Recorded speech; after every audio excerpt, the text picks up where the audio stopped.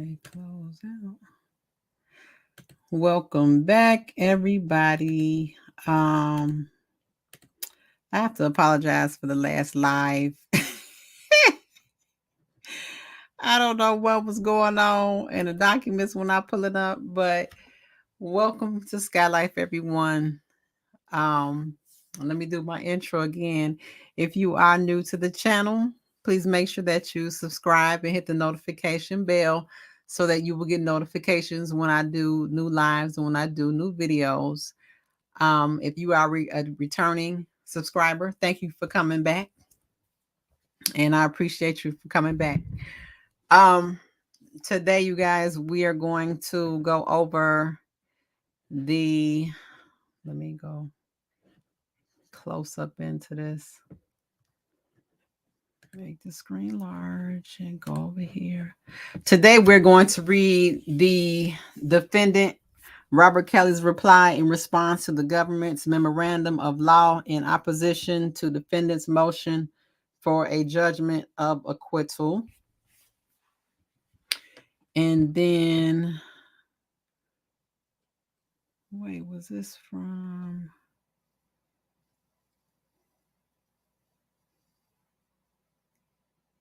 Yes, this is the one I want. Okay, I'm going to give people a second to come back in because I did have to go out for a second. I hate that. I apologize for that. But I will give people a chance to come back in.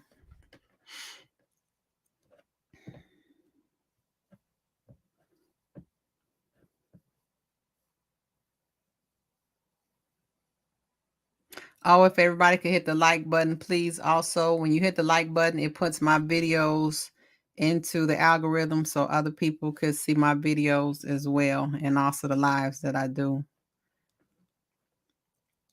Hey, Elvira, thank you for coming back. I have to apologize. It was going crazy before. That's what I get for going over there and hollering at the thoughts. The Lord, he got my legs right together. I have to wait. I can't do that pre-show. I got to get them hoes after the show or in the show. I'm sorry. We gonna give people a few minutes and then we're going to go over this. Hopefully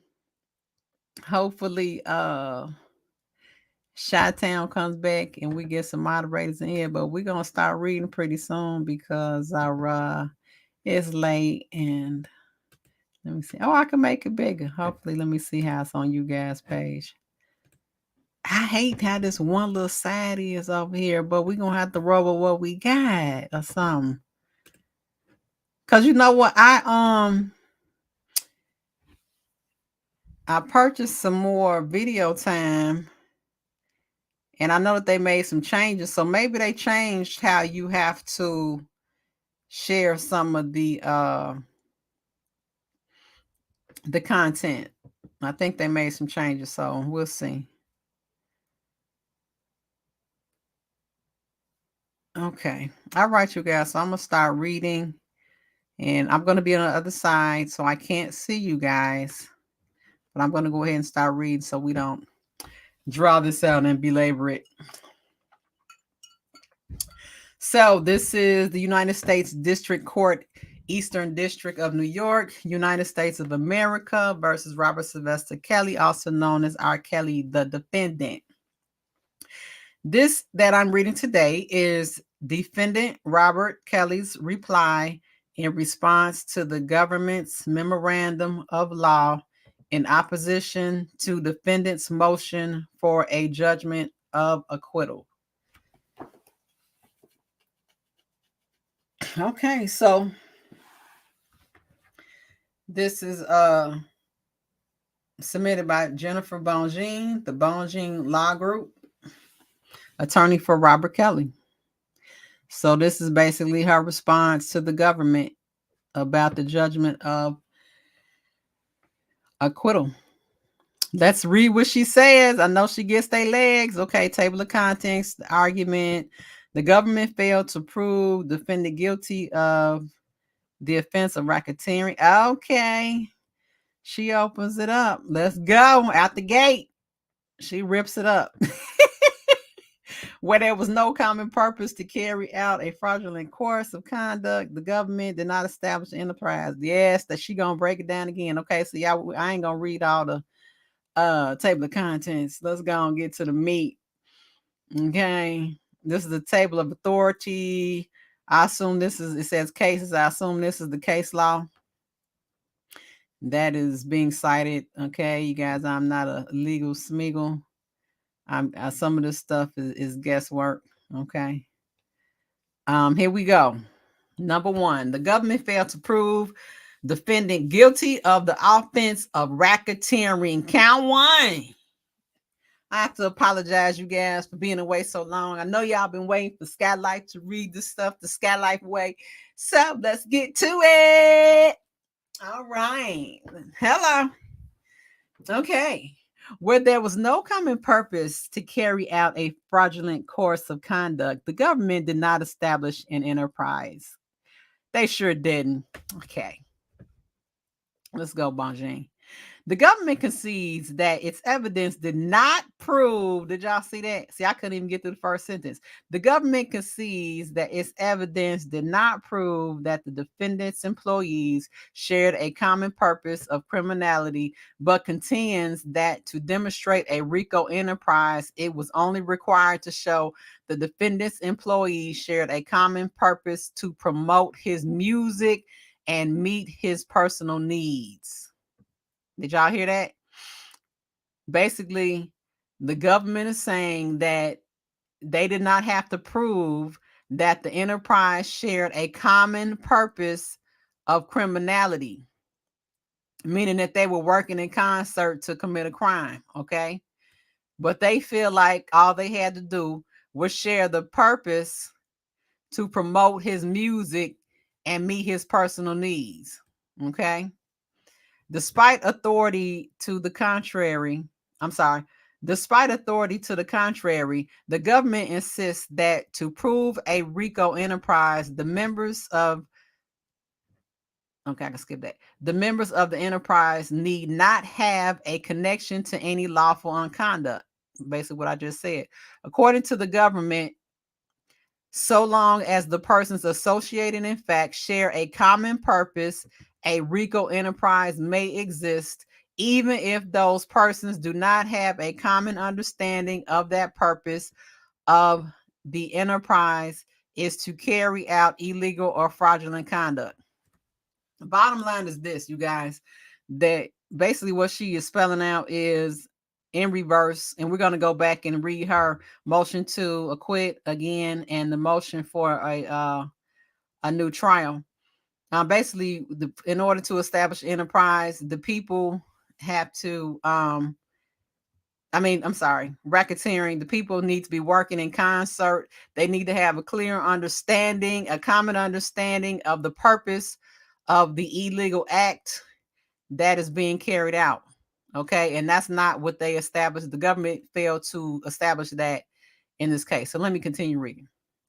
Under the government's theory, an enterprise exists when any individual is engaged in a pattern of unlawful conduct, racketeering activities, a pattern of unlawful conduct. Okay, that's racketeering activities, and merely uses his employees to unwittingly facilitate that conduct.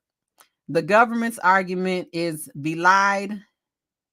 Ooh, that's a new word. I ain't never seen that. The government's argument is belied by the law and common sense. Yeah. Let's read that again. Under the government's theory, an enterprise exists when any individual is engaged in a pattern of unlawful conduct, racketeering activities, and merely uses his employees to unwittingly facilitate that conduct. The government's argument is belied by law and common sense. Basically, she's saying that it's not even lawful and it lacks common sense. Woo! Sounds like OCOV. Okay, let's go. At the outset, the government is unable to provide a single case that supports its expansive view of a RICO enterprise, nor is it able to identify any factually similar authority. Instead, the government repeats the refrain that an enterprise may consist. I'm sorry, start over, retard. Instead, the government repeats the refrain that an enterprise may constitute a legal entity, but this point is not in dispute. An enterprise can be either a formal or informal organization that conducts purely illegal activity or conducts largely legal activity. Any union or group of individuals associated, in fact, can constitute an enterprise. However, to sustain a charge of RICO, the members of the enterprise must share a purpose of carrying out some course of unlawful conduct. Do you guys get that? In order to sustain a RICO charge, the members of the enterprise must share a common purpose of carrying out some of the unlawful conduct, meaning that they have to all understand that they are together committing an illegal act, working in concert together to complete the goal. Okay. If this was not the case, a RICO enterprise could be established by one bad actor using his employees, his neighbors, or even his friends to unwittingly facilitate that misconduct. The framers of the RICO statute did not intend this absurd result, and courts have not hesitated to reject this expansive view of a RICO enterprise. Let's read that again. If this was not the case, a RICO enterprise could be established by one bad actor using his employees, his neighbors, or even his friends to unwittingly facilitate that misconduct. The framers of the RICO statute did not intend this absurd result, and courts have not hesitated to reject this expansive view of a RICO enterprise, meaning that they're reaching, okay? They're reaching in a bad way. Strangely, the government cites Moss versus BMO Harris Bank to support its argument, but Moss strongly supports defendant's position. Oh, that's what Lil Mac was talking about. Therefore, the plaintiff brought a putative class action against First Premier Bank alleging RICO violations. Specifically, the plaintiff charged that FPB, First Premier Bank, a formal legal entity, belonged to the Automated Clearinghouse, ACH network, a payment processing system that processed unlawful ACH transactions on behalf of payday lenders. The plaintiff argued inter alia that the ACH network constituted an enterprise consisting of originators. The plaintiff argued inter alia that the ACH network constituted of an enterprise consisting of originators, various depository financial institutions that received ACH transactions, ACH operators, and third-party service providers, all of which shared a common lawful purpose of facilitating batch processing of electronic payments for and between participating depository financial institutions. The court concluded that the ACH described by plaintiff did not constitute an enterprise for RICO purposes. I see that's what Lil Mac was saying. They cited case law that supports chaos. That's what that just was. Okay. The court held that to satisfy the first prong of the Boyle test, the participants in association in fact, enterprise must share a common purpose to engage in particular fraudulent course of conduct and work together to achieve such purposes. Once again, people, in order to establish a RICO, they must share a common purpose to engage in particular fraudulent course of conduct and work together to achieve purposes. We know that those people, they were throwing each other under the bus. They were not working together. It was every man for themselves. Emphasis in the original, okay? She cites case law. The court dismissed plaintiff's claim, finding that plaintiff's failure to plead an association in fact enterprise that shared a wrongful intent to violate RICO was fatal to the claim. Let me read that again. The court dismissed plaintiff's claim, finding that plaintiff's failure to plead an association in fact enterprise that shared a wrongful intent to violate RICO was fatal to the claim. Okay. Affirming dismissal of association in fact RICO claim where they amended complaint. I'm sorry. What? Affirming dismissal of association in fact RICO claim where the amended complaint admitted that certain participants in the purported enterprise were not aware of deceptive practices at issue. Like we just said, they were not all on the same page. They were not working in concert. The Moss Court expressly rejected the plaintiff's enterprise theory, finding it implausible that all of the institutions that allegedly made up the enterprise possessed the unlawful intent required to transform that cooperative into an association in fact enterprise for RICO purposes. Basically, they were saying that all of those people in banks and everything, they didn't all have the same intent and they were not working together. Dismissing RICO claims that allegedly the defendants used the mortgage electronic registration system, MERS, to conceal unlawful mortgage transfers because plaintiff failed to show coordinated activity to jointly achieve a common fraudulent purpose. Emphasis in the original. Critically, the plaintiff and Moss argued that the defendant banks shared a common purpose of the ACH network and used the ACH network to originate lawful and legitimate transactions, but also used its role within the ACH to participate in a collection of unlawful debts. Relying on Ancil Supra, the Moss, okay, I need a legal smeagol. Elvira, am I pronouncing this? How am I pronouncing this? Anctil Supra. I'll be over in a second. Relying on Ancil Supra, the Moss Court observed that at best, the defendant used a legitimate network to advance its own read it again.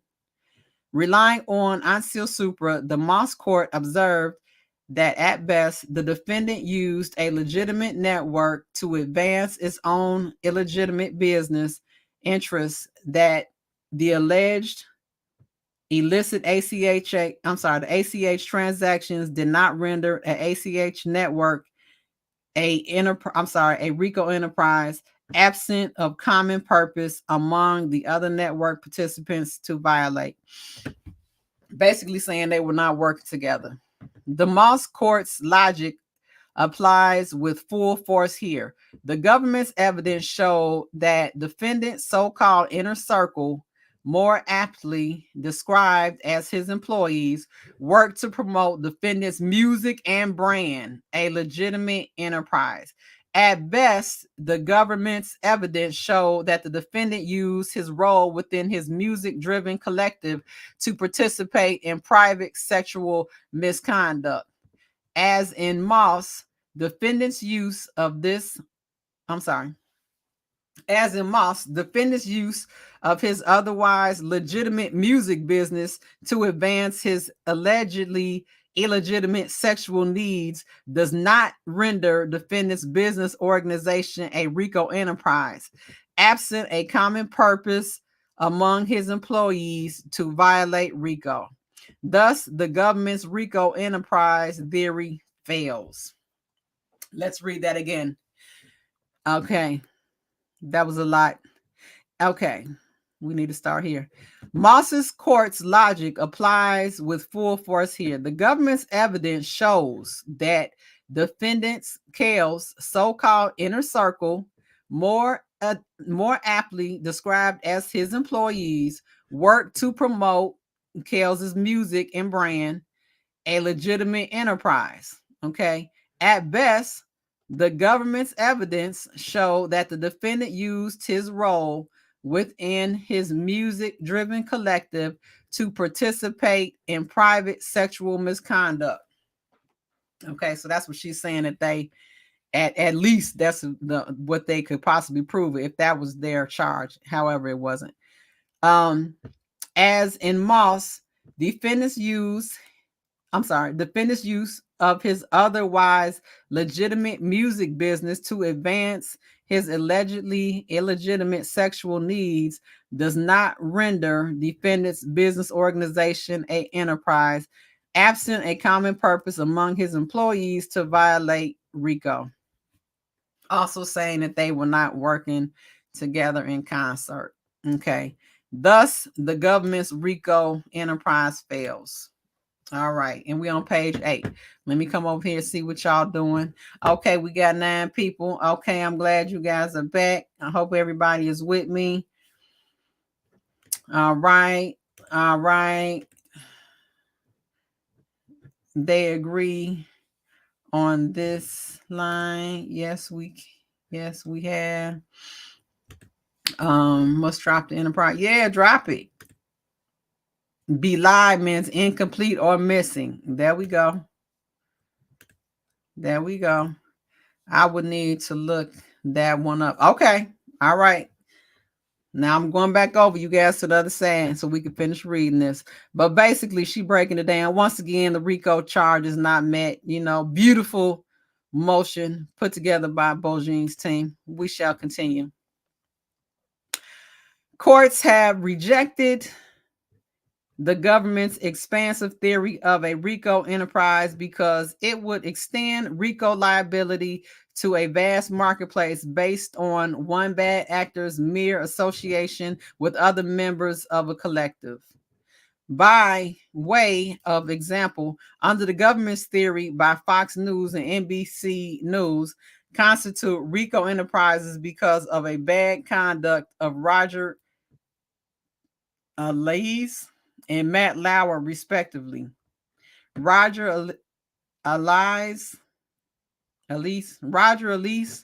the former CEO of Fox News, allegedly sexually harassed, inappropriately touched, and exposed himself to women, some as young as 16 years old, while working at Fox News. Under the government's expansive interpretation of enterprise, Fox News and its employees who worked for Isles, his assistants, his secretaries, his drivers, etc., constitute an enterprise for RICO purposes because they presumably shared a common purpose to promote Fox News and meet the needs of its CEO.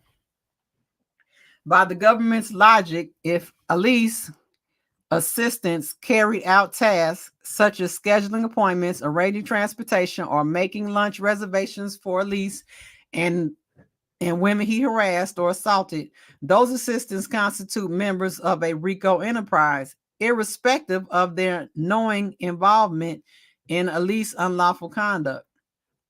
The same can be said for Matt Lauer, former NBC anchor, who was accused of repeatedly harassing and assaulting his female colleagues, sometimes while traveling for work. Consistent with the government's theory, any of Lauer's assistants, handlers, drivers will qualify as members of an enterprise for RICO purposes if in the course of their duties they facilitated Lauer's illegal sexual conduct, even unwittingly. Of course, the government has shown no willingness to use its aggressive RICO theory against powerful white men. Ooh, but the fact remains that if its RICO enterprise theory in this case is sanctioned, the government will have virtually unlimited power to charge a single bad actor with RICO. Oh, they played the race card. Pop, pop, pop, pop, pop, pop, pop, pop. Shots fired. Let's read it again. Woo! No, they didn't. So basically up here, what I wrote, She's saying that all of this information against Matt Lauer and Roger Elise basically does constitute into an enterprise. However, the government hasn't took any action against powerful white men, meaning that they trying to single Kels out and make one up when he doesn't even have a RICO, and they had clearly established clear RICO activity amongst the activities that they engaged in. Wow. Haha. Let's go. In sum, the government concedes that it failed to establish an enterprise, whether it offered no evidence that defendants' various employees over the course of 2 decades engaged in coordinated activity to jointly achieve a common fraudulent purpose. As summarized by the government in its opposition papers, the evidence at trial showed only that defendants' employees generally engage in a variety of tasks that supported defendants' relationships, not that they performed activities with the purpose of supporting illegal conduct. Because the government failed to prove that the members of the defendant's so-called inner circle acted jointly to achieve common fraudulent and illegal scheme, this court must acquit defendant of RICO. They didn't make it, you guys. They did not prove that over the course of 2 decades that Kels's inner circle coordinated activity to jointly achieve a common fraudulent purpose. Period. That means no RICO was met. Okay, let's move on. B, the government's evidence of an enterprise distinct from the defendant was wanting. It sounds like was wanting, meaning that they need more.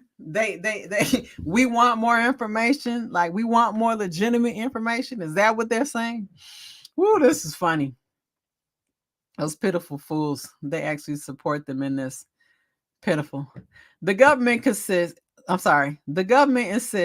that its proofs satisfied the person enterprise rule because the enterprise consisted of more than the defendant. The government's summary conclusions are not backed by the evidence. The government argues that the purpose of the enterprise was to promote defendant in music in his brand and to assure that his needs were met. Illogically, the government argues that the enterprise was distinct from the defendant, but fails to identify evidence to support its contention. Frankly, the government seems to concede that the defendant is the enterprise and that the enterprise simply does not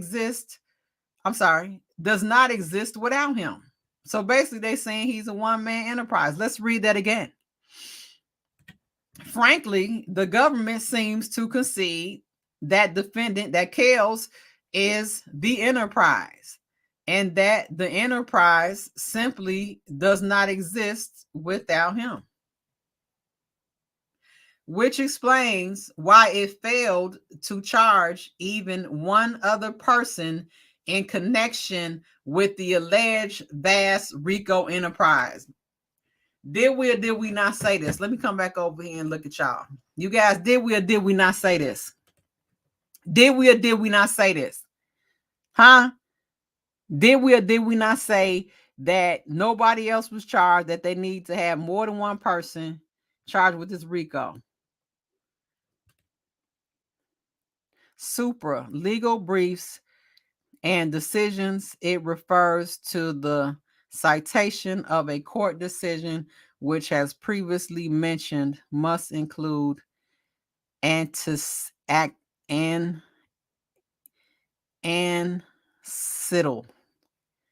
I'm going to say ancitral. Supra, legal briefs or decisions that refers to a citation of a court decision. Okay, which has previously mentioned must include ancitral.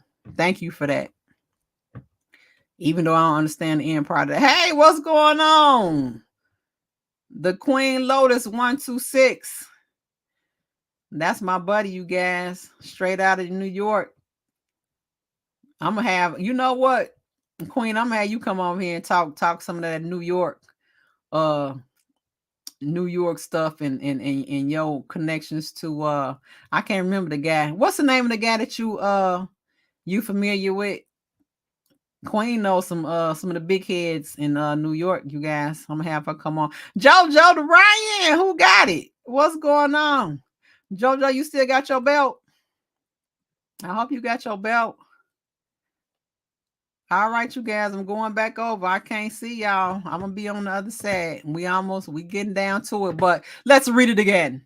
Frankly, the government seems to concede that defendant is the enterprise and that the enterprise simply does not exist without him, which explains why it failed to charge even one other person in connection with the alleged vast RICO enterprise.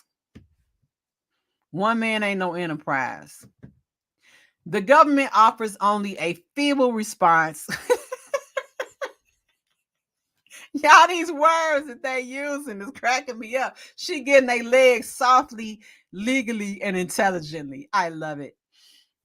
The government offers only a feeble response to the defendant's discreteness challenge, citing no authority to support its contention or distinguishing the holdings of Riverwood's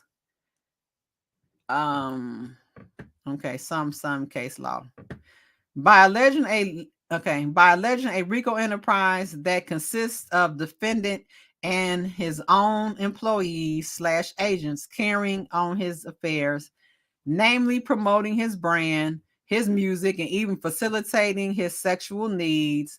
The government fails to satisfy the distinctness requirement. Okay, y'all, we got to see what the distinctness requirement is. Put differently, because the government alleged that defendants' employees associated together for no purpose other than to carry out defendant's needs, including his sexual activity, the employees did not form an enterprise distinct from defendant. Defendant and the alleged enterprise were one in the same. Okay. Let's read that again. That's a mouthful. Okay, they're saying the defendant. They're saying Kells and the enterprise are one and the same. Let me read that again. By alleging the RICO enterprise that consists of Kells and his employees, agents carrying on his affairs, namely promoting his brand, his music, and even facilitating his sexual needs, the government fails to satisfy the distinctness requirement. Okay, so distinctness needs to be distinct to something, one way or the other, either distinct to Kells or to distinct to the enterprise. Put differently, because the government alleged that defendants' employees associated together for no purpose other than to carry out defendant's needs, including his sexual activity. The employees did not form an enterprise, distinct from Kells. Okay, therefore, defendant and the alleged enterprise were one and the same. Okay, do you guys get that? So basically, they're saying that the government needs to satisfy a distinctness requirement. Okay. Hold on. You know I like to do my...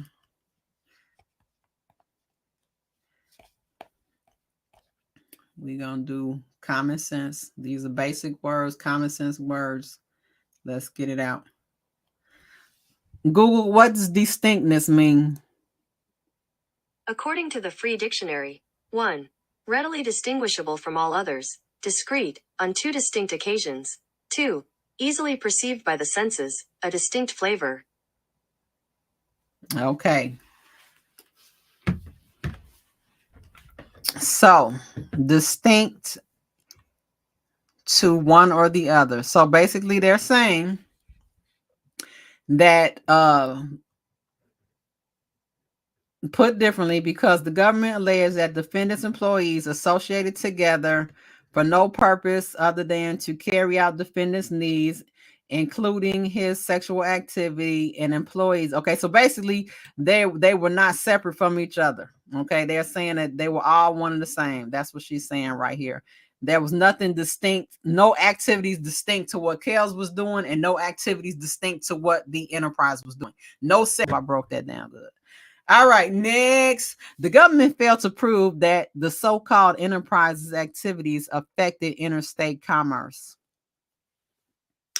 Okay, let's go. The government's interstate commerce argument hinges on its theory that the purpose of the RICO enterprise was to promote defendant's music and brand. Also argued supra, this RICO enterprise theory fails because there is simply no nexus between his collective of individuals who work to promote defendant's music and a course of fraudulent conduct or the racketeering activity in which the defendant is alleged to have engaged. Okay, there's that word again, the nexus. Okay, let's read that again. As argued supra, this RICO enterprise theory fails because there is simply no nexus between his collective of individuals who work to promote his music and a course of fraudulent conduct or racketeering activity in which the defendant is alleged to have engaged. Okay, so there's no connection, basically, that's what nexus means, between the individuals who work to promote his music. They can't show that they engage in any fraudulent activity or any type of racketeering activity. So therefore, the RICO wasn't met again. Okay. If defendant's legitimate music collective constituted an enterprise for RICO purposes, the government's argument would be well taken. But for reasons identified supra, the government cannot prove a RICO enterprise based on individuals associated in fact for the purpose of promoting defendant's music. Okay, so basically they're saying that they don't have any connections. That's what that word nexus means, you guys. They can't tie in the activities of the people along with promoting the music and along with doing illegal activities. That's what they need to constitute an enterprise. We shall continue. The government's proof, C. The government's proof did not establish a pattern of racketeering, production of sexually illicit material, racketeering Acts 2, 7, and 10. Let's go. The government charged defendant with 3 violations of 18 USC 2251A for allegedly videotaping a consensual sexual act with 17-year-old Stephanie. 2, videotaping a sex act with 17-year-old Jane in the state of California, where the age of consent is 18. And 3, videotaping a sex act with Geronda in Illinois before she turned 18 years of age. The government argues that it provided sufficient proof of these 2251A violations because the defendant used the minors to take part in sexually explicit conduct for the purpose of producing visual depictions of that conduct. Government opposition at 62. I don't know what OPP stands for. Go. Okay. The government argues that pursuant to authority in this circuit and others, proof that defendant photographed or videotaped the minor without more is sufficient evidence of 225A violation because videotaping the minor alone constitute use of the minor. Let's read that again. The government argues that it provided sufficient proof of these 2251A violations because defendant used the minors to take part in sexually explicit conduct for the purpose of producing a visual depiction of that conduct. The government argues that pursuant to authority in this circuit and others, proof that defendant photographed or videotaped the minor without more is sufficient evidence of 225A violation because videotaping a minor alone constitutes use of a minor. United States versus Ciros. They cite case law. Although it is true that several circuits, including the Second Circuit, have held that the use element set forth in 2251A is satisfied when a defendant intentionally films a minor's sexually explicit conduct. Defendant maintains that use requires more than a minor appearing in a photograph or video. To reach a different conclusion would render the remaining terms in the statute persuade, induce, entice, or coerce superfluous. It is a cardinal principle of statutory construction that a statute ought, upon a whole, be constructed that if it can be prevented, no clause, sentence, or word shall be superfluous or insignificant. Okay, we'll have to continue reading to bring all of that together.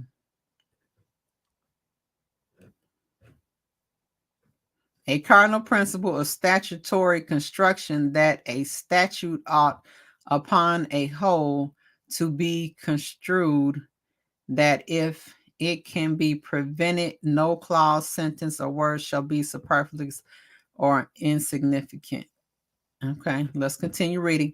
If the government argues a 2251A violation is established by nothing more than proving that the defendant photographed or videotaped the minor in sexually explicit conduct, the terms persuaded, induced, enticed, or coerced are entirely unnecessary. Okay. To accept the Soros, that was case law, court's interpretation of the word use is to render the remainder of the sentence meaningless in direct contradiction to principles of statutory construction. To read a statute where each word has significance requires a court to define use as something more than the act of photographing, photographing the minor. The defendant acknowledges the authority to the contrary, but maintains that the law is contrary to the intent of the framers of the statute. Oh, that's confusing. Basically, it's saying somehow that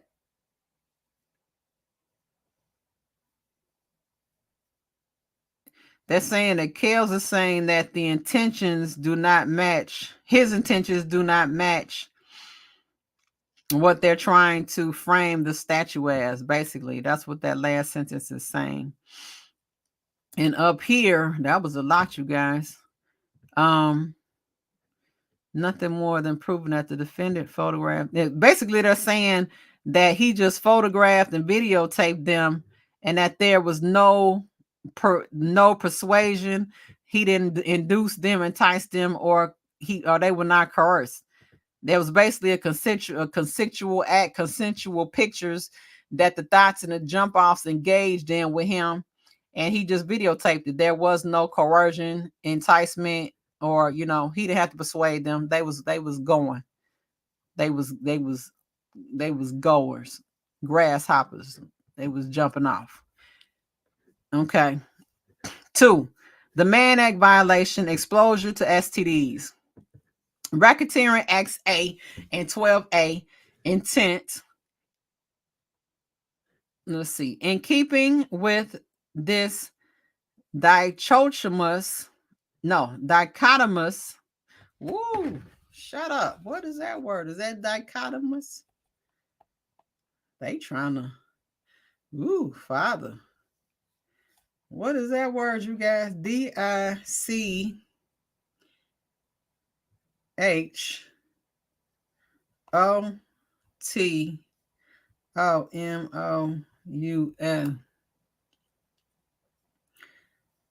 Let's see. Dichotomous. Oh, I got it.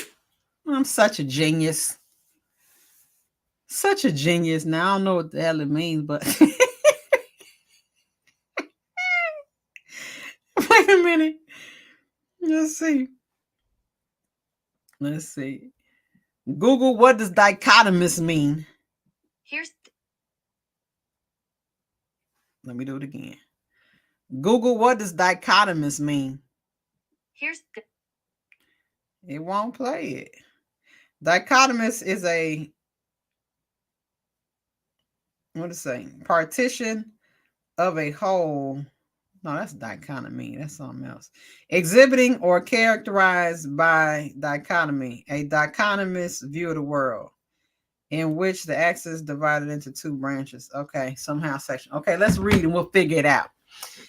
We're intelligent like that. Okay, in keeping with its dichotomous approach to statutory. Okay, yeah, basically its own way of viewing the statutory interpretation. That's what dichotomous. They got their own separate view. Okay, outside of what it really is. That's what they're saying. In keeping with its dichotomous approach to statutory interpretation, the government argues that even though it charged Mann Act violations based on defendants' violations of state public safety laws prohibiting knowing exposure to STDs, the government denies that it must prove that defendant arranged to travel. That it must prove that defendant arranged the travel of Jane and Faith with the intent to violate those laws. Okay, basically, the arrangements for them to fly in was not to give them and expose them to STDs. Okay, they never proved that. With no authority, the government argues that it was sufficient to show that one of the defendant's motivations in arranging for Jane and Faith to travel to meet him during his music tours to have sex with them, not to violate the charged offenses. The government simply ignores its obligation to prove a nexus between the transportation and the alleged illegal conduct. There goes that word again. So I'm getting it now. When you have a charge, you guys, it looks like you have to correlate. You have to make it all make sense. Okay. So basically they're saying in between the transportation and the alleged conduct, there's no nexus, there's no joint or clear understanding on what was to occur, and it definitely did not constitute to give these thoughts STDs. Okay, this is a recurring pattern in the government's prosecution of this case. Let's say it again, because this is a good point right there. Defendants, with no authority, the government argues that it was sufficient to show only that one of the defendant's motivations in arranging for Jane and Faith to travel to meet him during his music tours was to have sex with them, not to violate the charged offenses. Okay, he was charged with knowingly exposing them to a STD. Okay, they didn't prove that. Okay, they stated that they were on a tour to have sex with him. Okay, the government simply ignores the obligation to prove a nexus between the transportation and the alleged illegal act of conduct. The alleged illegal conduct. Basically, the transportation was not to expose the girls to STDs. It was to have sex with them. This is recurrent. This is a recurring pattern in the government's prosecution of this case, basically saying that they continue to not have a nexus between what they are saying and what he is charged with. To clarify,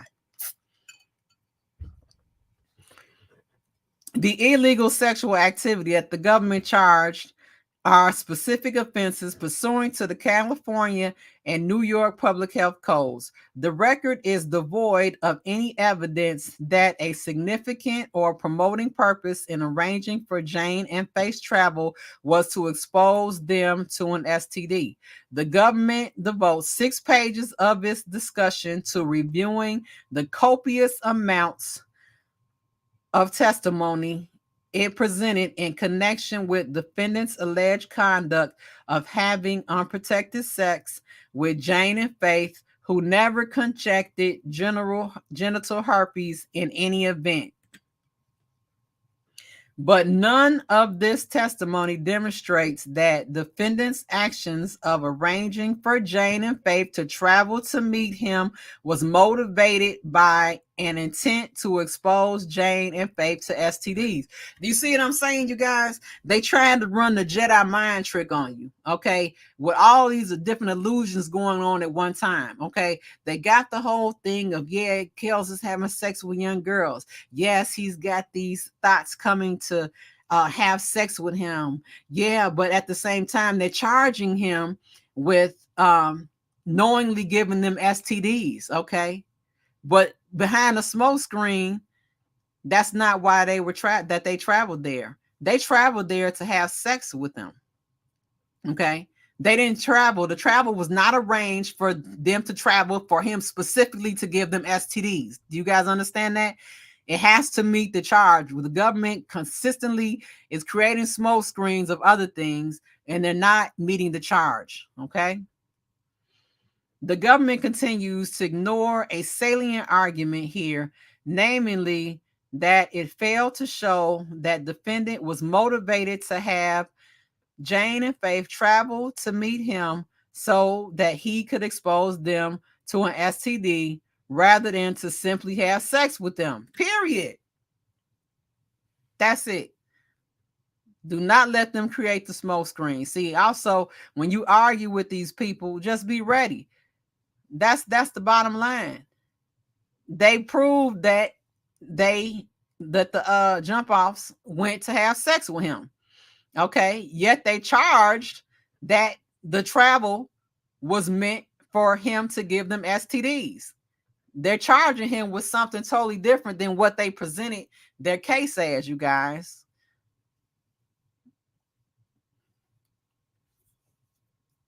Clear your mind. Pay attention. I love how she's breaking this down because she's making it clearer for me.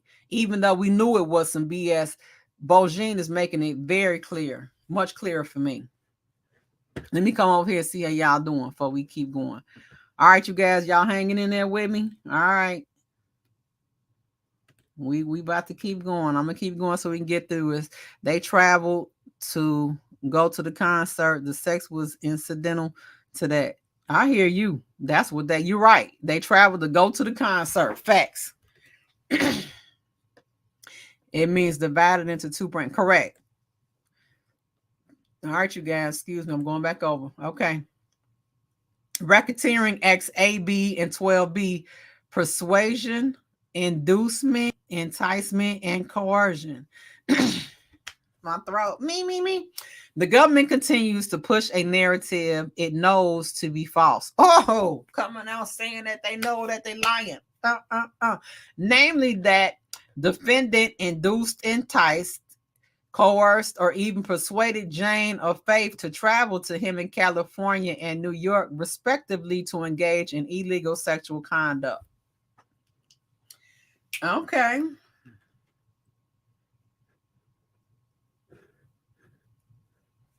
The undisputed evidence shows nothing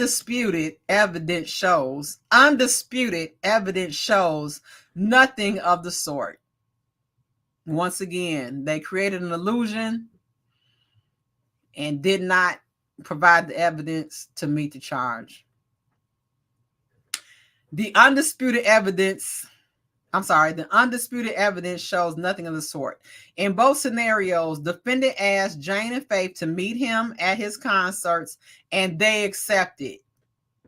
Both young women were eager to meet defendant and did so with a clear understanding that it would likely involve sex. He let them know at the gate. If you want to come, I might want to taste a little piece of something. Okay. As set forth in detail in defendant's opening papers, Jane's contemporaneous text messages with her mother show that Jane's mother engineered Jane's relationship with defendant. As set forth in detail in defendant's opening papers, Jane's contemporaneous text messages with her mother show that Jane's mother engineered Jane's relationship with defendant. As set forth in detail in defendant's opening papers, Jane's contemporaneous text messages with her mother show that Jane's mother engineered a relationship with defendant. That's beautifully said. She engineered the relationship with the defendant. I have to remember that. Okay. That's how I will try to continue to state that in upcoming arguments. Okay. Wonderful. Let's go. The text messages reflect that Jane and her mother communicated incessantly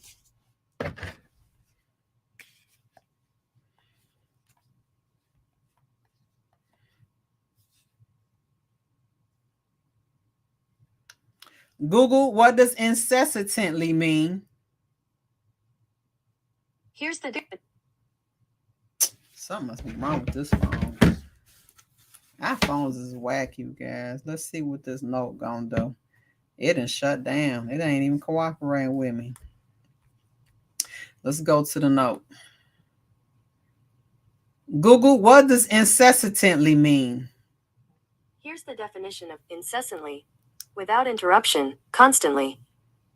Without interruption, constantly. The text messages reflect that Jane and her mother communicated incessantly. Okay, I added some I added to it. That's what color folks will do. We'll make up our own words. Okay, the text messages reflect that Jane and her mother communicated incessantly about how Jane could entice the defendant into a relationship that Jane's mother hoped would catapult her into stardom. I just said this yesterday, you guys. I went on RKelly's channel, and this is exactly what I said.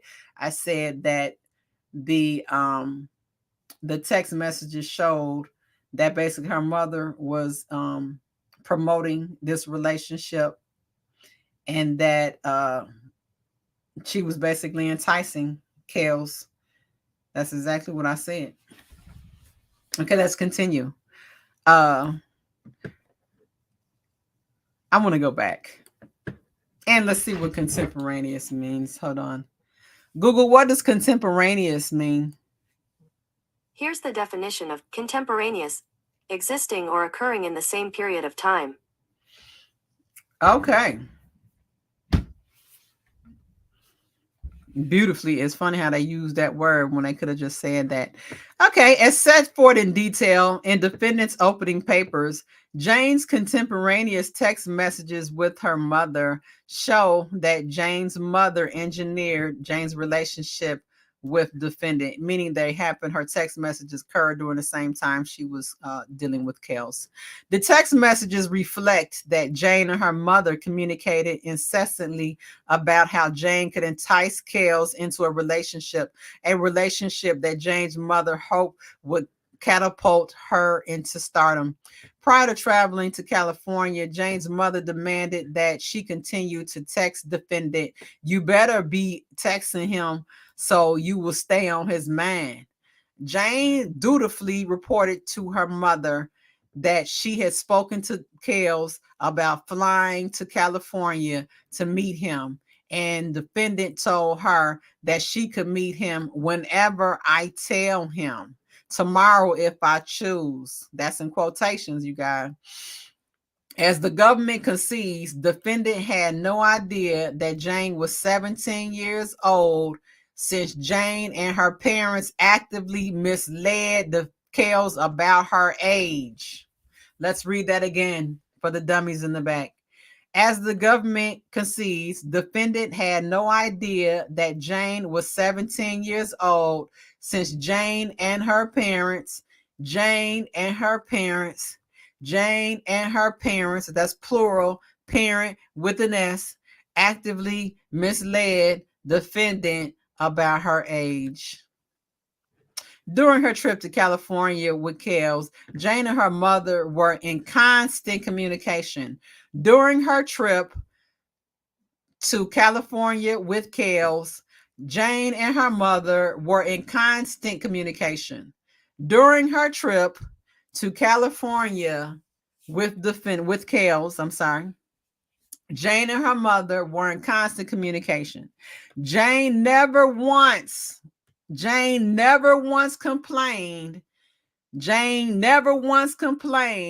that she had been enticed on false pretenses or that she felt misled. Quite the opposite. The text messages reflect that Jane was having the time of her life and thrilled to be romantically connected to defendant. Let's read it again. During her trip to California with Kells, Jane and her mother were in constant communication. Jane never once complained that she had been enticed on false pretenses. Jane never once complained that she had been enticed on false pretenses or that she felt misled. Quite the opposite. The text messages reflect that Jane was having the time of her life. Jane was having the time of her life and thrilled to be romantically connected to Kells. Oh, so sweet. Let's go.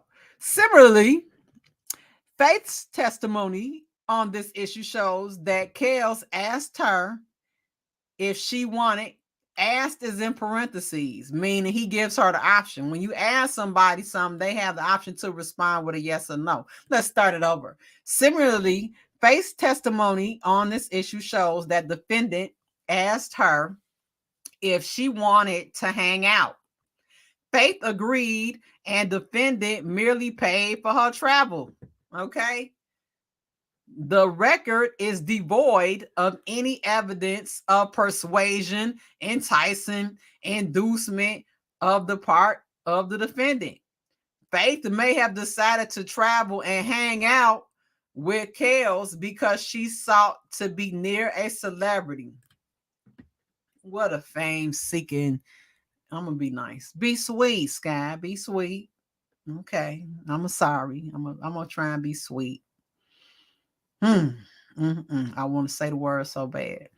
But this motivation on her part had nothing to do with defendant's conduct. This motivation on her part, italics, I might have said parentheses earlier, italics, had nothing to do with defendant's conduct. Defendant's status as a famous R&B singer does not amount to enticement, notwithstanding the government's argument to the contrary. That's right, period. Period, point blank. Okay, and I'm trying not to keep rereading these paragraphs, you guys, but this is crucial and people need to hear it. Okay, one more again. Let's just read this one more again. Similarly, Faith's testimony on this issue shows that Kells asked her, italics, I probably said parentheses earlier, I think I did say that, italics, her if she wanted to hang out. He asked her, jump off, do you want to hang out? Okay, Faith agreed, And Kels merely paid for her trip like a gentleman would pay for the jump off trip. Okay. The record is devoid of any evidence of persuasion. He ain't persuade that thought. He ain't enticed the thought. He ain't induced the thought. Okay. On the part of Kels, there was none of that. Faith may have decided to travel to hang out, you know what I'm saying, with Kels because she thought because she sought to be near Kels because he was a celebrity. But this motivation on her part, italicized, the motivation was on her part, meaning she wanted to be there. She wanted to jump off, had nothing to do with defendant's conduct. Okay. Kels' status as a famous R&B singer, he is the king of R&B. I added that. I did it. Does not amount to enticement. Just because he's the king of R&B and he's an R&B singer, that don't mean that you don't automatically entice nobody with that. Okay, unless you 100% thought and 100% jump off, then that's the only thing that's going to entice you to do that.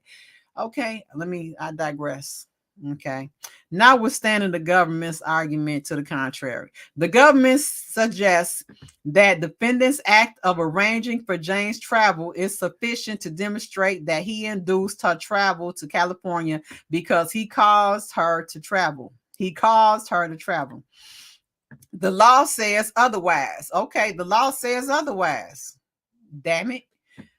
The Second Circuit has made clear that the terms persuade, induce, entice, coerce are words of common usage that have I think they meant to say have plain, ordinary meanings. United States versus Waquar. They cite case law. The court distinguishes this conduct of merely asking, which is not sufficient to demonstrate criminality. Okay, recognizing that there might be some uncertainty as to the precise demarcation between persuading, which is criminalized, and asking, which is not. Oh, basically they haven't demarcation. How do I explain that? They haven't separately identified the difference between persuading and asking. Basically, persuading somebody is a criminal act, while asking somebody is not, and they fail to identify the difference between the two. Let's go, Bonjean. Keeping with its pattern of rewriting statutes. Oh, God, they funny. I want to shake their hand because they are slowly getting their legs, legally getting their legs, subtly getting their legs. Oh my gosh. Keeping with its pattern of rewriting statutes, basically saying that they fabricate statutes, making shit up. I'm sorry for cussing. I had to say it. They making shit up. The government suggests that it need only to prove that defendant caused Jane and Faith to travel to meet him to sustain a charge. The government relies on a 1959 case, the Fourth Circuit, that interpreted the now defunct version of the Mann Act that was historically used by the government to persecute black men who had relationships with white women. Harms versus United States, they cite case law. The current iteration of the Mann Act does not contain the cause language like the 1958 version did. Moreover, as discussed in detail, infra harms actually stands for the proposition that the government must provide specific proof of persuasion to sustain its burden. The government reliance on harms is misplaced. Contrary to the government's claim, it was required to prove beyond a reasonable doubt that Kels persuaded, induced, and coerced Jane to travel to California, not merely asked. Let's read it again. The government reliance on harms is misplaced. Contrary to the government's claim, it was required to prove beyond a reasonable doubt that Kells persuaded, induced, or coerced Jane to travel to California, not merely asked her. They failed to prove that he coerced, persuaded, and induced her, which we know because her mother did it. And she went along for the ride. She was more than willing, a willing participant. Y'all remember that word when it went around the internet? Yeah, SkyyeLyfe brought that to light. The government's evidence was wanting. I love when they say that. I'm gonna use that. The government's evidence was wanting. The court must acquit the defendant on this Mann Act violation and all others. In parentheses. Yeah. Let's go. New York Penal Law 120.2. The government charged defendant with a violation of the Mann Act as to faith based on the theory that he committed the offense of reckless endangerment when he had unprotected sex with her in New York without disclosing he suffered from genital herpes. The government again rehashes its excessive herpes testimony. The government again rehashes its excessive herpes testimony, insisting that a reasonable jury could easily conclude from the trial evidence that defendant created a substantial risk of physical injury when he had unprotected sex with Faith. Taking the government's evidence into its best light, it failed to prove that when defendant had sex with Faith, he created substantial risk of physical injury. First, because Faith was not afflicted with herpes and did not testify that she had observed any evidence that defendant had an active infection. The only reasonable inference to draw is that defendant did not have any type of outbreak when he and Faith had sex in New York. The government insists that this fact is irrelevant, but whether defendant was engaging in unprotected sex while suffering from an active infection or during a period when he had no symptoms is entirely relevant. Say that again. Where can I pick it up? But whether defendant was engaging in unprotected sex while suffering from an active infection or during a period when he had no symptoms is entirely relevant to his state of mind and relevant to the issue of whether he acted recklessly. Surely the government will argue that it is more reckless and the risk of harm is more substantial if defendant had unprotected sex with Faith during an active outbreak, period. Do you guys hear what they're saying?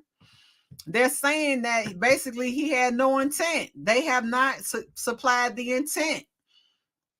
He couldn't have any intentions because he did not actually have an active outbreak of herpes when he had sex with Faith. And Faith did not indicate that at the time he had an active infection either. So it wasn't proven. Let's continue. Okay.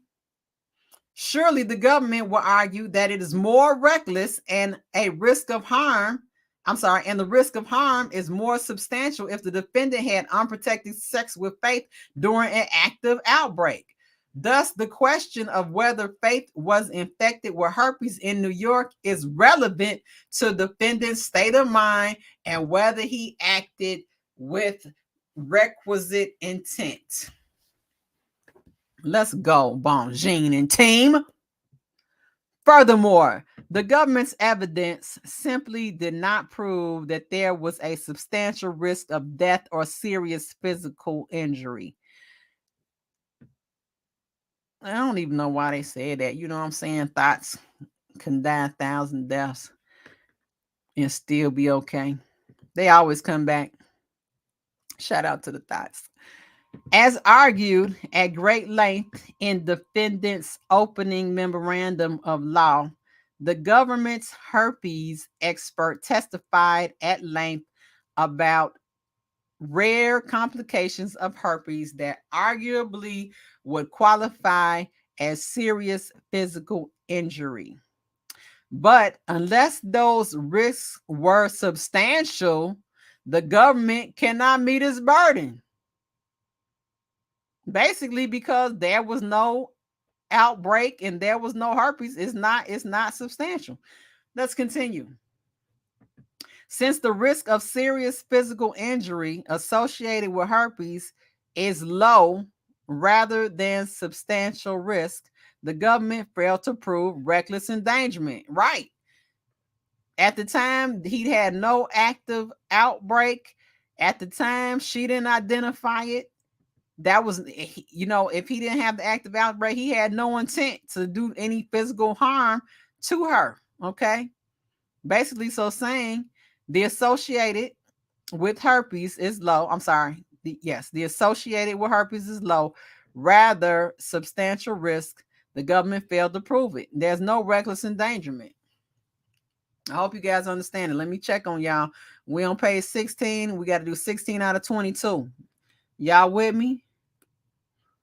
Y'all with me? They traveled to the concert. Okay. Lil Mac, Sky, did you see what? Yes, I did, Lil Mac. I saw that at the beginning. And we're going to have a little quick panel at the end of this. Mocha Skies, what you doing, good? What you doing over here, girl? Hey, girl. Hey, Mocha Skies. Lil Mac. Lil Mac and Chi-Town. Thank you, Chi-Town, for moderating. I can't see who else is moderating, but thank you.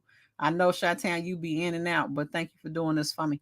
All right, you guys, I'm going back. We almost done. Okay. All right. Where was we at?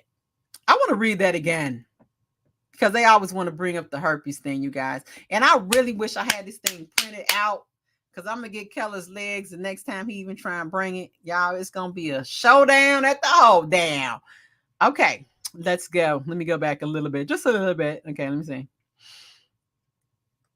Okay. Let's just go right here.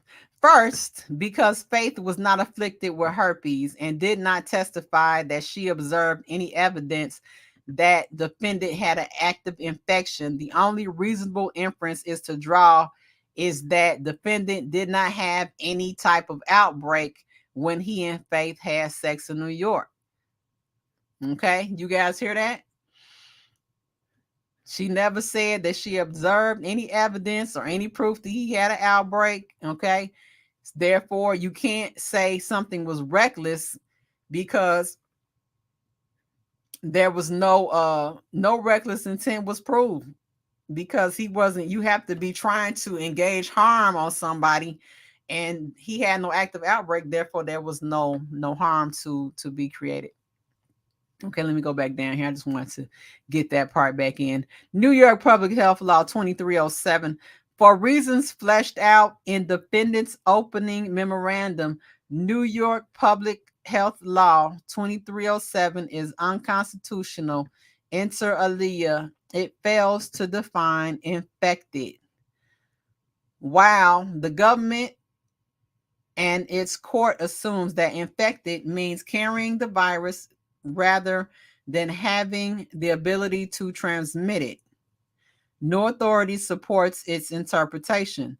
Such as interpretation would lead to arbitrary and discriminatory enforcement as it did in this case. As a reminder, the government can point to no case in which an individual was charged with a violation of this public health law where the accused did not even transmit a disease to the alleged victim. Oh, wow. Let's say that again. As a reminder, the government can point to no case. The government can point to no case in which an individual was charged with a violation of this public health law where the accused did not even transmit a disease to the alleged victim. You guys got that? Violation of California Health Safety Code 12290. The government argues that it was permitted to charge defendant with a repealed statute, and rewrite it. Once again, they always rewriting stuff. I'm gonna have to go back and read this. This is hilarious. You guys, this is hilarious. The defendant argues that it was permitted to charge defendant with a repealed statute and rewrite it so it would pass constitutional muster. Unsurprisingly, the government has no authority to support its view that it can take up to, Unsurprisingly, the government has no authority to support its view that it can take up the role of the California legislature.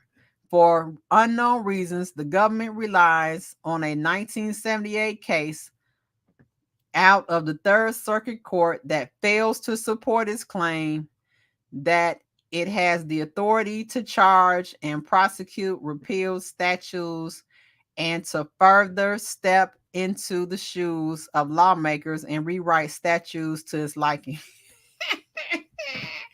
The government also inexplicably cites case law, which considered whether a certain charge violated the ex post facto clause since the alleged conduct occurred prior to the enactment of the statute. The issue raised here is different. The question before the court is whether the government was permitted to charge a version of the statute that did not exist at the time of the prosecution. The United States Supreme Court answers that question in the negative. The government points to this court that no competent authority demonstrating that the antiquated version of the California public health law may be kept alive. As such, the government had no authority to charge or prosecute defendant under a repealed and inoperative statute. Okay, you guys, they saying basically that they charge Kells with a statute that's not even that's current, relevant, in operation, and that it's been repealed. So basically being turned back. Y'all see this? That's what it says. They just doing what they want to do. Rewriting stuff. And they saying right here, the government argues that it was permitted to charge Kells with a repealed statute and rewrite it so it will pass constitutional muster. So basically the statute that they're trying to use is repealed. Google, what does repeal mean? Here's the definition of repeal: revoke or annul a law or congressional act. It was revoked or annulled. Where did we hear annulled? That the marriage with Aaliyah was annulled. Okay? Pull back. They doing what they want to do to Kells, you guys. It's bogus. Number 3, Racketeering Act 5, Mann Act violation, Geronda. Well, here we go. The government expresses some confusion over defendant's interstate commerce argument. To be clear, defendant did expressly argue that purely intrastate use of cell phones does not constitute use of facility of interstate commerce. I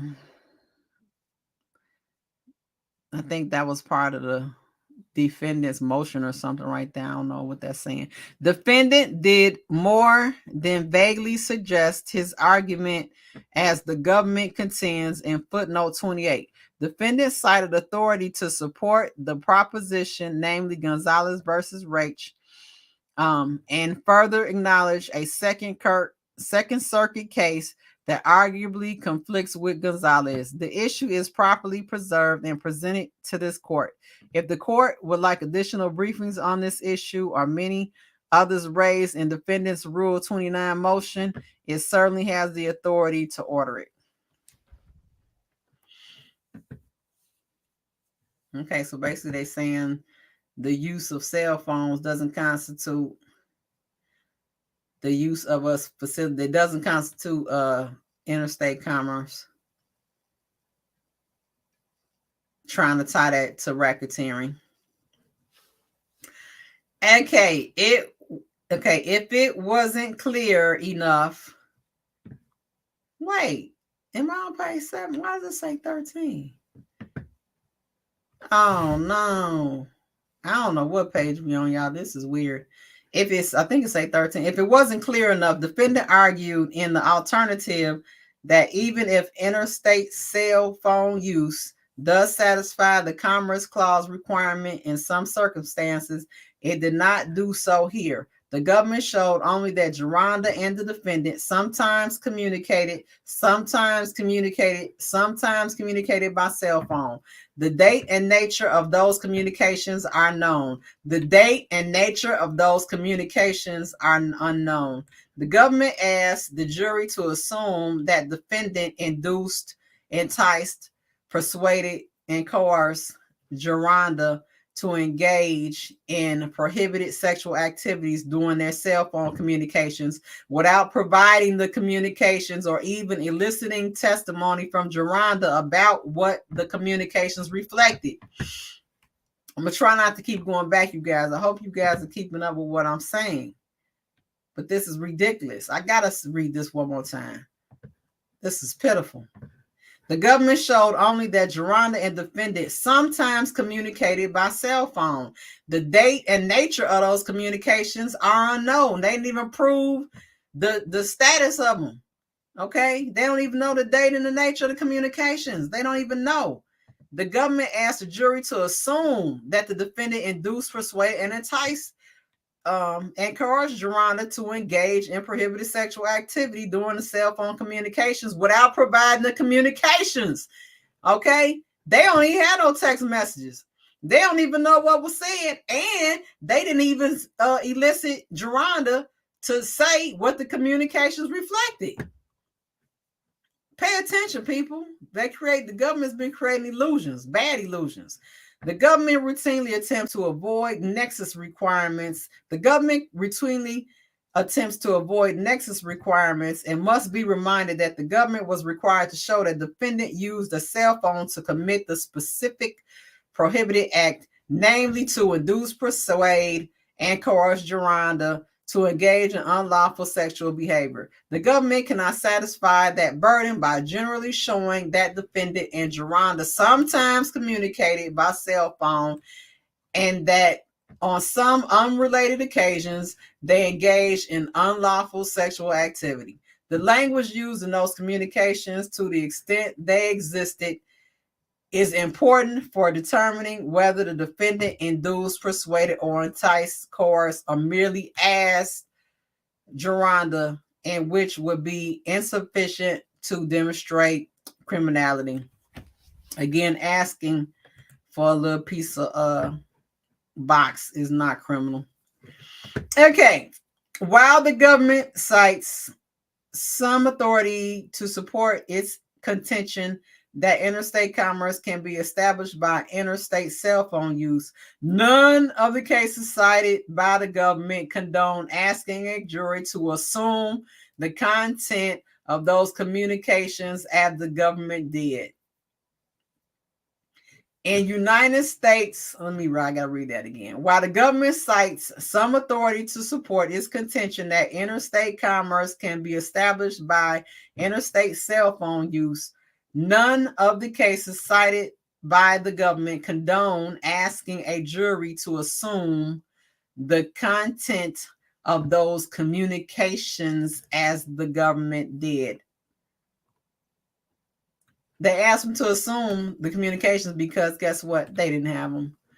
The defendant was charged with a 2242A violation, not a violation under 224B. The Vickers Court was never faced with the question of whether the government can satisfy its burden of proof without even introducing the communications that it claims constituted persuasion. Damn. Are you all listening to this? They didn't even produce the communications between Kels and Geronda, in which they saying he used to persuade her. The Vickers Court has never faced the question and whether the government can satisfy its burden of proof without even introducing the communications it claimed constituted persuasion, inducement, or coercion, nor was the Vickers Court faced with an interstate commerce question. Acknowledging the problems with its proof, the government relies on Bloomfield versus United States case law, a 60-year-old case out of 8th Circuit Court that interpreted the repealed and outdated Mann Act statute. Basically, they cited case law of a repealed and outdated Mann Act statute. That aside, Bloomfield involved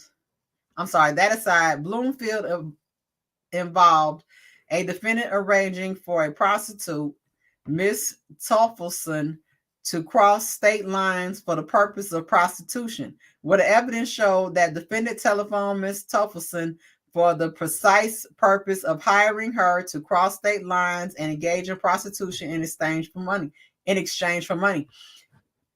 Excuse me. It is no purpose that a jury concluded that the defendant used the telephone to induce Miss Telefonson, sorry, probably butchered that name, across state lines for prostitution. In contrast here, Geronda testified that she had a sexual relationship with Kels that was carried out entirely in the state of Illinois. She did not describe herself as a prostitute and admitted that she went to parties at the defendant's home. She did not describe herself as a prostitute and admitted she went to parties at the defendant's home, hung out there for extended periods of time, and even went to the defendant's home when he was not there, and even went to the defendant's home when he was not there. Hence, that's how they got that picture of her laying in the bed, because she was in there trying to stage a scene. Although the government offered general evidence through Geronda's testimony that Geronda and the defendant sometimes communicated by cell phone, it simply failed to prove that the defendant used the phone, persuade, induce, or coerce Geronda into unlawful sexual activity. The government's proof were insufficient as to Racketeering Act 5. Let's go. Number 4, Racketeering Act 9, Jane. In response to the defendant's claim that the government failed to prove that defendant took any action to induce, persuade, entice, or coerce Jane to travel to California between September and October 2015. The government again relies on the pitiful 1959 Fourth Circuit case Harm versus State Supra, claiming that inducement simply means to cause. Harms does not stand for the proposition the government contends. Indeed, Harms supports defendant argument. In Harms, the question at issue is whether the government proved that the defendant directed or knew that the victim would travel by common carrier. The victim had previously worked for the defendant as a prostitute, and after having a conversation with the defendant, she traveled across state lines by interstate airline carrier and therefore engaged in acts of prostitution in establishments maintained by the defendant. That's case law that read. Evidence that the defendant had induced the victim to travel for the purpose of prostitution was ample. However, the defendants argued that the government's evidence was insufficient to show that the defendant either directed or knew that the victim would travel by common carrier. The Fourth Circuit concluded that it was not essential for the government to show that the defendant directed or knew that the victim would travel by interstate carrier. The court reasoned that because the government proved inducement, the fact of the resultant trip by interstate carrier was sufficient to justify a conviction under 2422.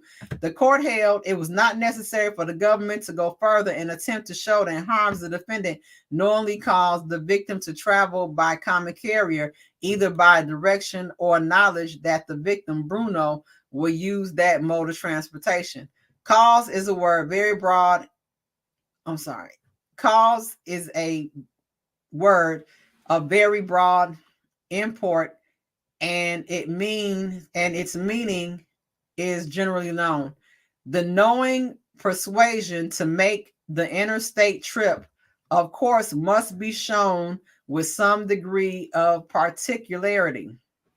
But once the knowing persuasion has been shown, if the trip by interstate carrier follows, the offense is complete. Emphasis added. That's all case law. They're reading another case, you guys. Contrary to the government's argument, harms does not hold that inducement or persuasion means cause. Quite the contrary. Harms makes clear the government must show persuasion to make the trip with some degree of particularity. The court merely noted that once the government proves persuasion, it is not required to separately show the defendant knew how the victim would travel across state lines. Here, the government did not demonstrate persuasion, inducement, or coercion. Jane offered no testimony to suggest that she was coerced or enticed into traveling to California in fall 2015. The record shows that Jane was desperate to return to the defendant the record shows that Jane was desperate to return to the defendant after he sent her home and was eager to travel to him. I'm forcing myself not to read that again. Jane's testimony about defendant's rules and sexual proclivities during this time period are not sufficient evidence of coercion to travel, even if Jane now believes, with the benefit of hindsight, that defendant's conduct was controlling. Ooh, let's go. Break it on down, girl. Number 5, forced labor racketeering. I want to read that again so bad, but I'm going to keep going because it's late. Okay. Forced labor racketeering acts. The government contends that Geronda acting her thoughtism. The government contends that Geronda's act of giving oral sex to the defendant on one occasion in January 2010 was an act of forced labor. I'm going to be sweet right here. I'm going to be sweet. As set forth in detail in defendant's opening memorandum of law, the forced labor statute was not intended to punish isolated acts of abuse. The forced labor statute was not intended to punish isolated acts of abuse. But even if it was, the government did not show a nexus between the physical assault and the sexual act. Taken in its best light, the government offered evidence that on one occasion, Geronda threatened to punish. That's got to be a typo. Let me read that again. Are my glasses clear? Taken in its best light, the government offered evidence that on one occasion, Geronda threatened to punish Geronda. Okay, they screwed that up. To punish Geronda for breaking into his home and physically assaulted her on a separate occasion because she failed to show him proper respect. Geronda did not testify that the physical assault was intended to force her to perform oral sex on the defendant. Period. Be sweet. I'm being sweet. This evidence falls painfully short of proof of the offense of forced labor. Geronda could have testified that she gave defendant oral sex because he threatened her or because she feared he might assault her. But those words never came out of her mouth. Random acts of violence plus a sex act does not equate to forced labor. The government should not be permitted to warp statutes beyond recognition simply because it seeks to punish isolated acts of abuse that occurred decades ago. Let's go, you guys. I want to read that again, but I'm going to keep going because it's late. Similarly, the government did not prove that Jane engaged in group sex acts because she was forced to. Jane's hindsight testimony that she did not want to participate in the conduct is not proof that she was forced to. Let's go. That's right. Use of words and painting of narratives. Jane's hindsight testimony that she did not want to participate in that conduct is not proof that she was forced to. That's true. They was jumping off. They might have did a couple licks, spoke on a couple mics that they didn't want to speak on, but that didn't mean they was forced to do it. They did it, I get it. The government cannot establish the offense of forced labor by simply showing that defendant and Jane had a sexual relationship that some might consider abusive. The government was required to establish a causal link between the group sex acts and threats of violence. It failed to do so. All throughout this, you guys, we're seeing Nexus. We're seeing no connection in between the charges and the evidence, so-called evidence that was presented. They keep failing to meet the burden of proof. Finally, no rational juror could conclude, based on the evidence adduced at trial, that defendant knowingly obtained or agreed to obtain any labor or services from Faith on January 13, 2018. As discussed supra, the forced labor statute was not intended to reach isolated conduct like described by Faith.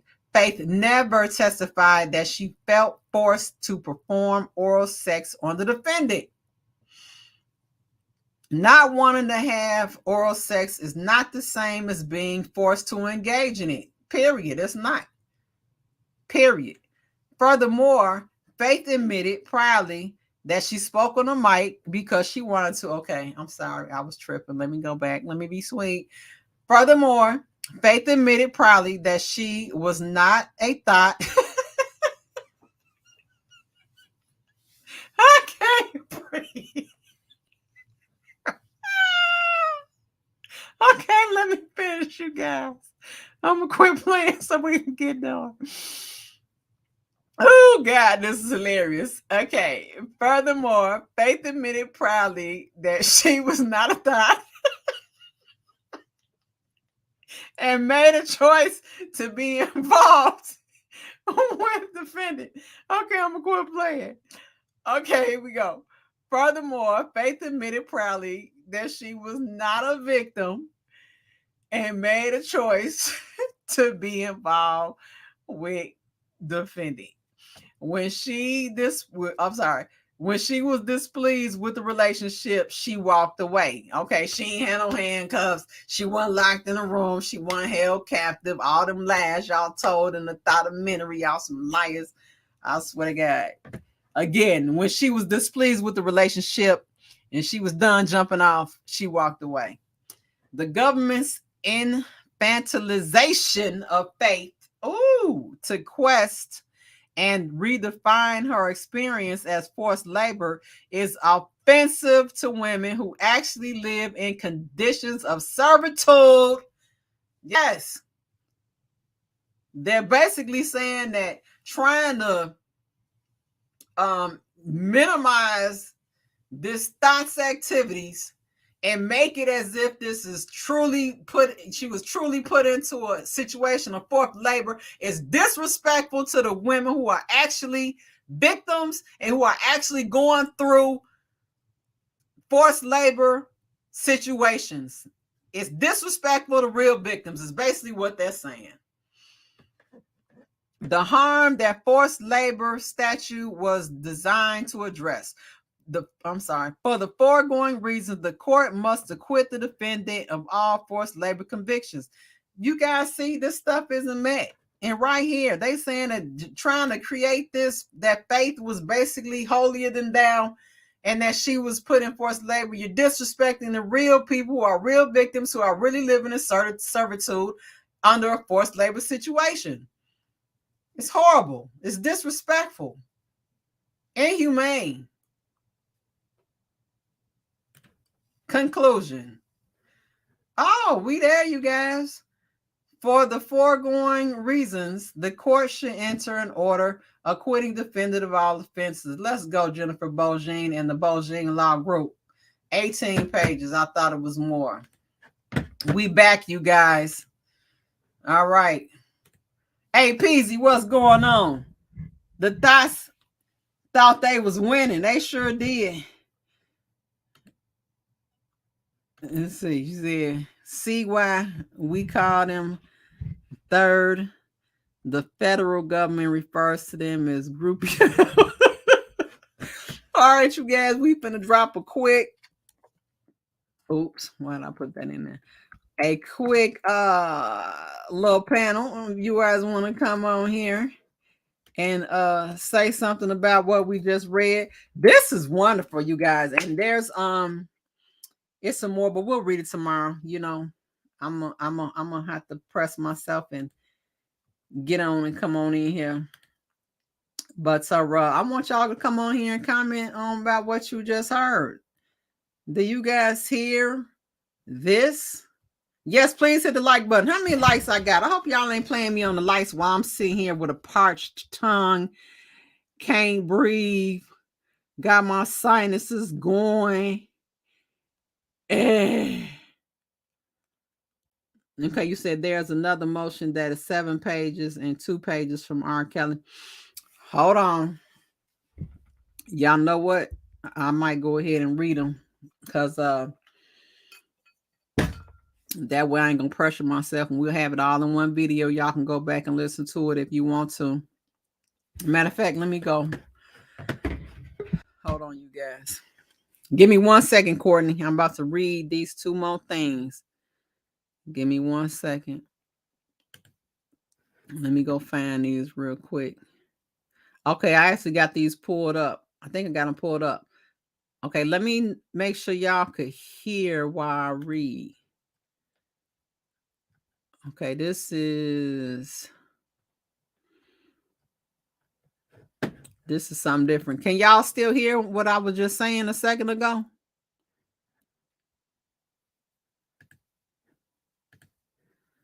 Okay, what is this?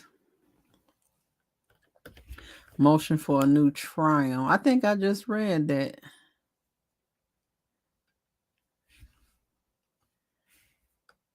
Did I just read it?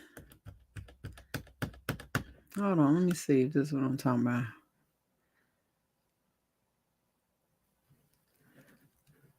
Okay, I think this is what you are talking about. Are you talking about Defendant Robert Kelly's reply to government's motion of law in opposition to his motion for new trial? Did I just read that? What did I just read? I don't even know what I just read.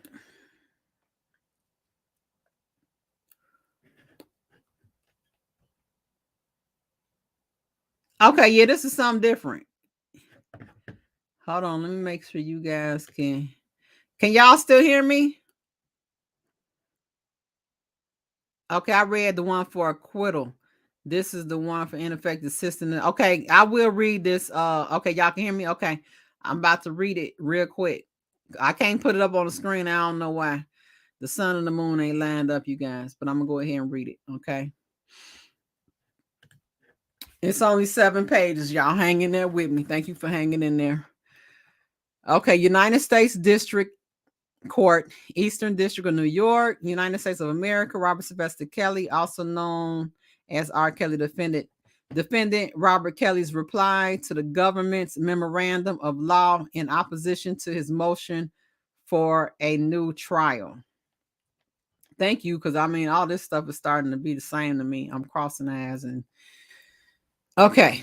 Number one, defendant was denied effective assistance of counsel where his trial attorneys failed to conduct a meaningful voir dire of potential jurors and challenge unqualified jurors, some of whom had watched the inflammatory documentary Surviving RKelly, were familiar with prior accusations of sexual abuse of minors against defendants, counsel's objectively unreasonable performance during the voir dire resulted in the impaneling of a jury that was neither fair nor impartial in violation of defendants' due process guarantees. The government defends trial counsel's performance during voir dire, claiming that defendants' complaints were vague and belied by the record. Specifically, the government vouches for counsel's performance, arguing that trial counsel actively participated in voir dire. The fact that defense counsel participated in voir dire does not mean that his performance was objectively reasonable, where he agreed to the seating of multiple jurors who, one, had seen Surviving RKelly, two, were aware of defendant's reputation that he loves little girls, and three, were familiar with his prior legal troubles, including his criminal prosecution for creating sexually explicit videos with a minor. Had there been one juror who had seen Surviving RKelly seated on the defendant's jury, his jury could not be deemed impartial. Incredibly, the defendant's jury was comprised of two people, jurors 3 and 5, who watched Surviving RKelly, and numerous others who were fully aware of accusations against defendant for sexually abusing minors. Defendant contends that fully half of his jurors should have been disqualified for cause. Trial counsel did not move for any of them to be disqualified for cause and did exercise any preemptory challenges against them. They should have struck them, you guys. The government minimizes the extraordinary prejudice that defendants suffered when at least two seated have watched Surviving RKelly. The government even claims that there was something strategic about trial counsel's decision to seat these jurors. They was conniving and colluding and conspiring. The argument is nothing short of absurd. This court need only watch the embedded sample clips of Surviving RKelly to conclude that no possible trial strategy exists for failing to move to disqualify jurors 3 and 5 for cause. The government's efforts at constructing a trial strategy are unpersuasive. Surviving RKelly is a documentary consisting of 11 episodes that graphically detail claims of sexual abuse against defendant by numerous women. Some of the information communicated in the documentary was presented at defendant's trial, but much of it was not. Indeed, the documentary highlights the stories of scores of women who claim to have been victims of sexual abuse and others' non-countervailing viewpoint. A large part of the documentary details defendant's prior criminal case that involved allegations of sexual abuse of a 14-year-old, which included allegations that he videotaped himself urinated on a 14-year-old. It is nothing short of mind-blowing that the defense counsel acquiesced the seating of jurors who came to the case with this highly prejudicial information that no human being could have put aside. Let me get some water and let's read it again. It is nothing short of mind-blowing that defense counsel acquiesced to the seating of jurors who came to the case with its highly prejudicial information that no human being could have set aside. Trial counsel's decision to seat these jurors is particularly troublesome where there was simply no reason to do so. Although the documentary was popular, it would not have been difficult to impanel a juror that did not include individuals who had not seen the docuseries. Moreover, there's little doubt that this court would have granted defense's counsel motion for cause to disqualify any jurors who have seen the documentary or were familiar with his prior criminal prosecution, probably with no objection from the government had defense counsel simply asked. Basically saying he had inefficient counsel and that they should have asked them to strike the bad jurors and they failed to do so. Ooh. Jennifer Bongine, like they forcing it. They letting you know he had inappropriate jurors. And they just pointed out 2 right here, you guys. 2. You cannot have 2 is too many. Let's continue. Defendant contends that counsel's on the record performance is objectively reasonable where no possible trial strategy exists for loading the jury up.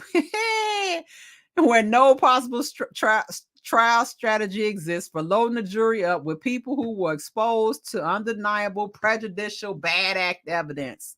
Again, we see that phrase, much of which would not have been admissible at trial. To the extent the government contends that the defendant himself agreed to seating these jurors, it was their own. As set forth in the attached declaration, defendant was provided no opportunity to review the juror questionnaires prior to trial and consider himself a bystander during this critical stage of trial. Hold on, let's go back. We must read it again. I'm sorry, let's read it again. Defendant contends that counsel's on the record performance is objectively unreasonable where no possible trial strategy exists for loading the jury up with people who were exposed to undeniable prejudicial bad act evidence, much of which would not have been admissible at trial.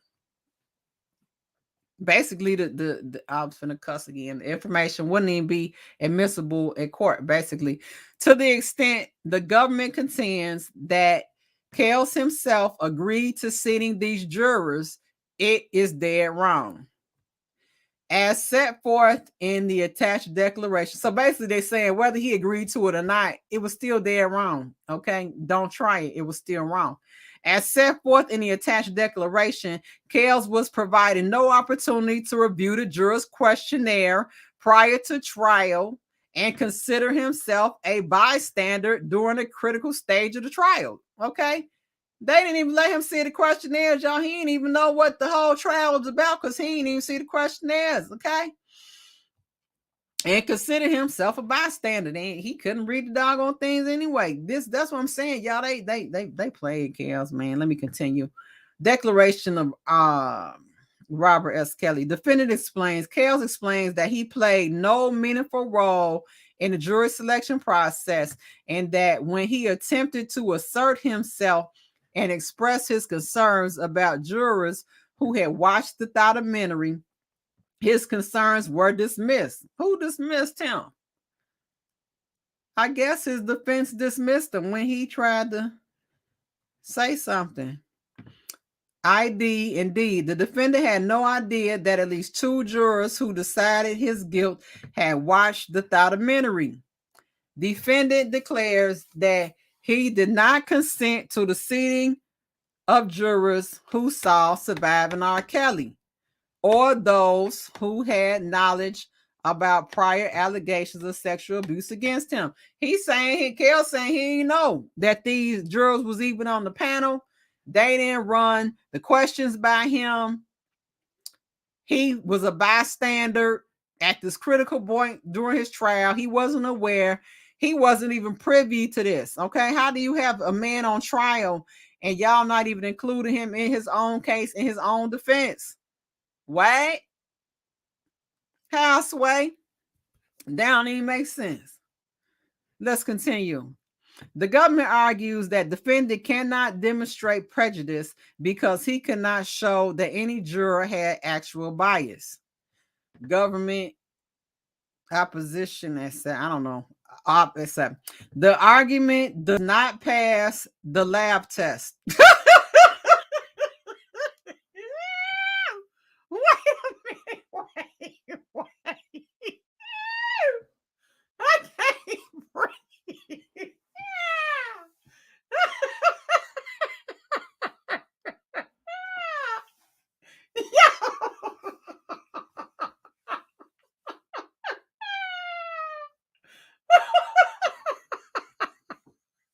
Okay, wait. Let me gather myself. Oh my God. Y'all, they is getting their legs. Do y'all hear this? Oh my God. This is oh my God, you guys, this is insane. I love it. Free Kels. Kels is coming home. And he getting his legs. Okay, let's read this again. The government argues that defendant cannot demonstrate prejudice because he cannot show that any juror had actual bias. They said that the argument does not pass the lab test. I swear to God, I almost cussed. That's laughable, you guys. According to the government, actual bias is bias in fact. The existence of a state of mind that leads to an inference that a person will not act with entire impartiality. This record demonstrates that before stepping into the courtroom, 2 jurors heard over 360 minutes of thoughts testimonies, including graphic accounts of urinating on 14-year-olds. If this type of information does not lead to the inference that a person will not and cannot act with impartiality, it is difficult to imagine what would. Basically, they're saying that it's so much bias that it's laughable, you guys. Okay? That's basically what they're saying. A whooping 6 jurors were familiar with allegations. A whooping 6 jurors were familiar with the allegations that defendant had previously sexually abused minors and have faced legal consequences for such conduct. The government attempts to trivialize the prejudice to defendant, but it is simply beyond debate that defendant's jurors suffered from actual bias. Frankly, even if defendant cannot show actual bias, bias should be presumed here. The United States Court has observed a fair trial in a fair tribunal is a basic requirement of due process. Fairness, of course, requires an absence of actual bias in a trial of cases. But our system of law has always endeavored to prevent even the probability of unfairness. To perform its high function in the best way, justice must satisfy the appearance of justice. Period. Free Kels. They have violated his rights, his due process, right to a fair trial, all of it. Violations, fabricated statutes, didn't meet the burden of proof of the racketeering, the Mann Act, any of that. Let me continue as I digress. The requirement of due process of law in judicial procedures is not satisfied by the argument that men of the highest honor and the greatest self-sacrifice could carry it on without danger of injustice. Every procedure which would offer a possible temptation to the average man to forget the burden of proof required to convict the defendant, or which might lead him not to hold the balance nice, clear, and true between the state and the accused, denies the latter due process of law. Indeed, the United States Supreme Court has struck down convictions irrespective of showing actual bias where prejudice is inherent in those convictions. This is the case where prejudice is inherent in defendant's convictions because fully half of the jury was exposed to highly prejudicial and inadmissible evidence that invariably interfered with the defendant's cherished constitutional safeguards. In the old but highly instructive case of Marshall versus United States, the United States Supreme Court reversed the defendant's drug conviction after concluding that the exposure of some of the jurors to newspaper articles was so prejudicial to justify a new trial. ID. During the defendant's trial, 2 newspaper articles got before a substantial number of jurors at 311. The news accounts contained information that the defendant had 2 previous felony convictions and detailed the circumstances of prior arrests and convictions. Upon learning that the news accounts had reached the jurors, the trial judge questioned the jurors about whether they had seen the articles. ID 312. 7 of the jurors had some exposure to the articles, but all assured the trial judge that they would not be influenced by the news articles and could decide the case on the evidence in the record. The trial judge denied the defendant's motion for a mistrial, finding that there was no prejudice to the defendant. The United States Supreme Court reversed, finding we have here the exposure of jurors to information of a character which the trial judge ruled was so prejudicial it could not be directly offered as evidence. It said the Supreme Court overturned it, you guys. The prejudice to the defendant is almost certain to be as great when the evidence reaches the jury through news accounts as when it is part of a prosecution's evidence. It may indeed be greater, for it is then not tempered by protective procedures. Consistent with the teachings of Marshall, defendant is entitled to a new trial. Half of his jurors were exposed to information of a character that was so prejudicial it could not be offered into evidence. Indeed, had trial counsel simply moved to disqualify these jurors, it seems likely that those motions for cause would have been allowed. Prejudice to the defendant must be presumed given the inflammatory nature of the information that no average human could put aside. Defendant's convictions must be vacated and a new trial ordered. Let's go, Team Bonjean and squad up.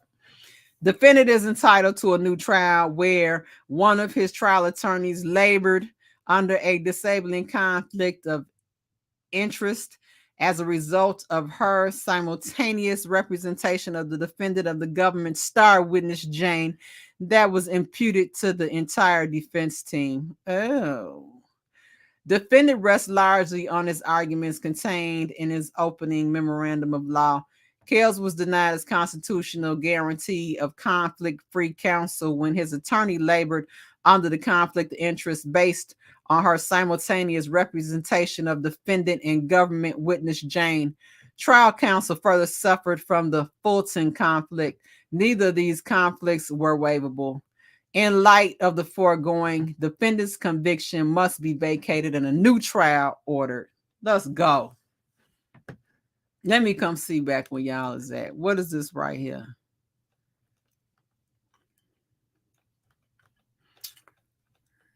This is... Okay, this other one is the motion to... What is it? Adjourn sentencing. You guys, make sure you guys hit the like button. How many likes I got? Let me come back over there. Y'all good? 19 likes. We got 26 people. Can I get 5 more likes, please? Appreciate you. We about to have a nice little decent panel here real quick, you guys, and we ain't gonna stay on long. Ooh, it's 4:45. Okay, I think it was one more that she wanted me to read. Let me try and pull it up, you guys. Give me 1 second. I think it's the declaration. Kels's declaration. And then we'll read this. This other thing is a motion to adjourn the sentencing, basically move his sentencing to another day. I promise to go back and I will read that. Give me 1 second. Let me try to find this other one. Here it is, the declaration. And I'm sorry I can't put these up on the screen, you guys. I don't know. Let me try one more again.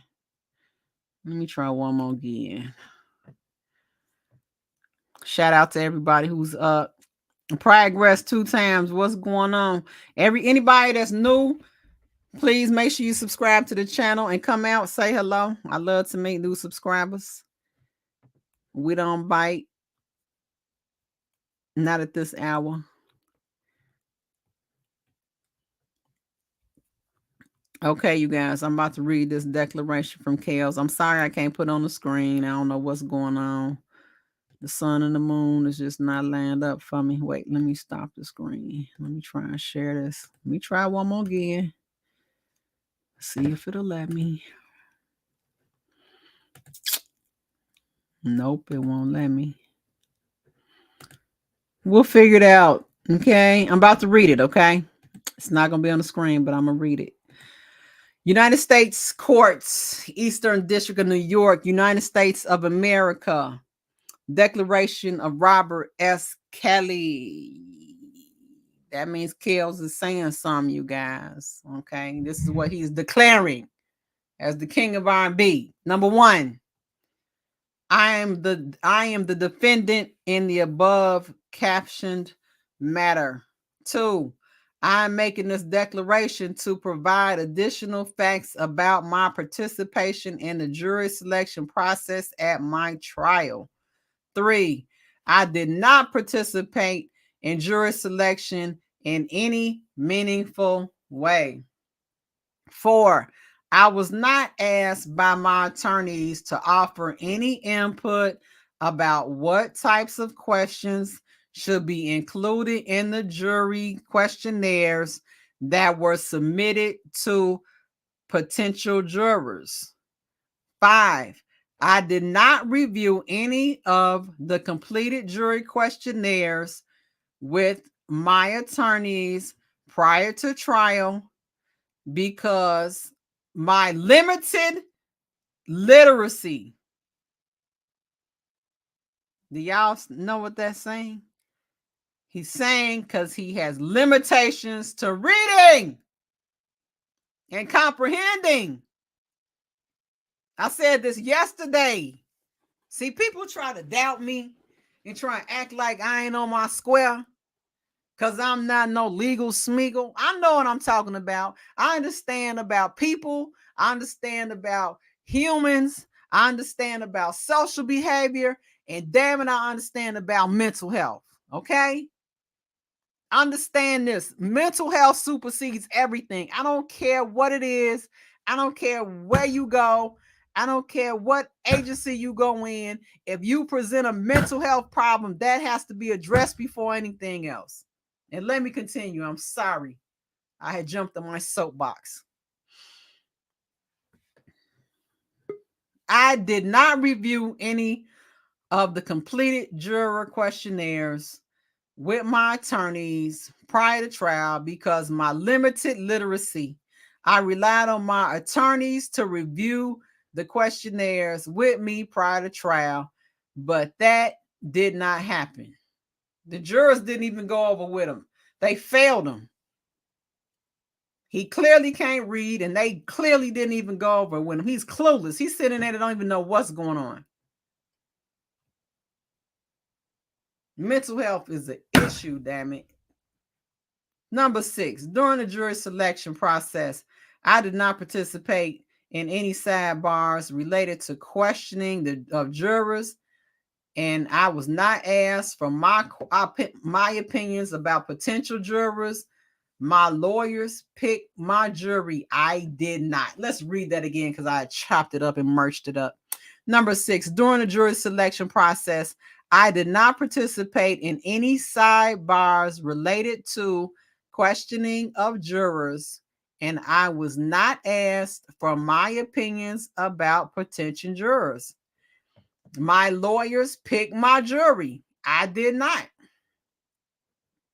You guys, the Kels are supposed to be proud of the process, but let me continue reading. Number 7, at certain points during jury selection, I did hear that some jurors may have seen the surviving RKelly documentary, and that concerned me greatly. I raised my concerns with my, 8. I raised my concerns with my attorneys, but they shooed. Is that shoe? Yeah, I guess because shoe is A-S-H-O-E, shooed me off. I was nothing more than a bystander in the process. This is pitiful. This is pitiful. So basically, they was up there running amok. They ain't have his input. How you gonna create a defense for somebody you're not even talking to? He don't even know what's going on in the case. He don't even know who the jurors are. This is pitiful. If they don't throw this whole thing away, and the whole developmental disabilities group should come down on these people. I might even try and call them and strike it up because that's pitiful. They did him wrong. He clearly has developmental disability. Okay, let me go back. Number 9. I did not even, I'm saying, no, they struck that. I did not know that some of my jurors had seen the documentary Surviving RKelly. I also did not know that some of my jurors were familiar with prior allegations against me, including my prior criminal proceedings in Illinois. 10. I had known that information. Okay, they typos here, people. Number 10. If I had known, it says, I'm creating a typo. Had I known that information, I would have challenged those jurors as unqualified. I also would have told my attorneys to strike the jurors. 11. I did not consent to any jurors sitting on my jury who had knowledge and familiarity with the intimate details of my case and who had watched the Surviving RKelly documentary. There was no strategy involved in choosing the jurors that sat on my jury as far as I could tell. At least there was no trial strategy that involved my input. And it's signed Robert Kelly. You guys, I promise you, I'm gonna go back and pull this document up because I want you. I might even have to reread it again because I want you guys to see this. But this is beautiful. Kel signed it, and do you all see what Jennifer Bongine is doing? Let me come back, and I'm gonna hit the link so y'all can come on in here and chop it up. Jennifer Bongine in the group is basically they're humanizing Kels, and they're also showing how, by having him create declarations and providing them to us, it's giving him a voice. Okay, throughout all of this, even from the beginning, from day one, from the beginning of when everything happened, you guys, from them arresting him, from the documentary, from Kim Fox, from the Me Too movement, from all the lies, all the harassment, everything that was said about him, we have not heard Kell's voice. We have not heard anything in regards to his opinion, what he says happened, his documentation of what happened in any of these situations. Okay, we have not heard from him. So by them creating this declaration is powerful, you guys. This is very powerful, and I'm so proud of her for doing that. We at least have some insight on him not knowing about the jurors. It's letting us know that he was not aware. You see what I'm saying? It's a difference from them saying the defendant versus him saying it himself. You understand? That's very powerful because we are now hearing from Kels. Shout out to the Bojine Law Group. This thing is well put together. I mean, they really put this thing together. They really did. Okay, I thought somebody came in. If anybody wants to come on in here because we about to get out of here, you guys, because I'm sorry I kept you guys over. But we actually went through. And thank you to who was that? Oh, hey, truth be told, allegedly. Good morning. Welcome to the chat. Make sure you guys hit the like button. If you're new to the channel, make sure you subscribe, y'all. Hey, what's going on? 71 Suburban 312. You guys in the building. West Side, stand up. Let's see. You got okay. So yeah, the link is in there. If you want to come in, was that Lil Mac? You can come back, Lil Mac. Hey, Big Vibe Opinion, what's going on? You want to come in and say something real quick before we get out of here? Y'all welcome Big Vibe Opinion. That's another Kel supporter. You guys make sure you all go and support his channel. Shout out to Big Vibe. Actually, you know what? 71 Suburban Girl, she has a channel as well. I'm trying to think who else got a channel. If you guys have a channel, feel free to put your links in there. We all Kel supporters, you know what I'm saying? We can all support each other. I want somebody to come on here real quick and tell me what they think about these Kel's declarations, and then we're gonna hop up out of here. But I'm gonna continue my commentary though. And thank you for Chi-Town for moderating. This is great, you guys. I understand why OCOVD is. I see why they mad. I see why they feathers is rustled, and ruffled, because this is really that. You know what? Nobody banked on the appearance of Jennifer Bongine and her law group. Okay, that was not in the equation. The government never thought that she would come through and clean up they dirty work. Okay, they never thought it. Mackie says the device is not connected. I think you gotta. Okay, there you go. What's going on? You got the flow. Can you hear me? Yep, we hear you. I'm gonna put the mic over there. Oh, you went out. Give him a second, you guys. He'll come back. Yeah, they never banked on Jennifer Bongine and the information that she is provided. She's basically, and I like how she's breaking it down because it's really in layman's terms. Even though it's legal smeagol, it's in terms that we can hey, we got Big Bang and we got Lil Mac. I love when the guys come on here. What's going on, y'all? working for me. Lil Mac, what's up, man? What's up, Big Vibe Opinion? How you doing, bro? I'm doing good, boy. Jennifer just slapped the prosecutor like Wilder.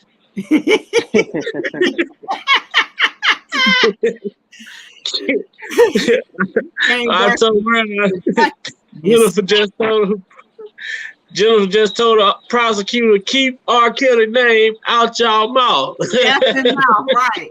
F him out. And said it 3 more times. I love this motion. This is how we're gonna see. This is gonna prove who's in this situation for the truth and who's in it for the fame and notoriety that comes with the case. Right. Let's go. Gonna show Judge Dillon too. Let's go. Most definitely.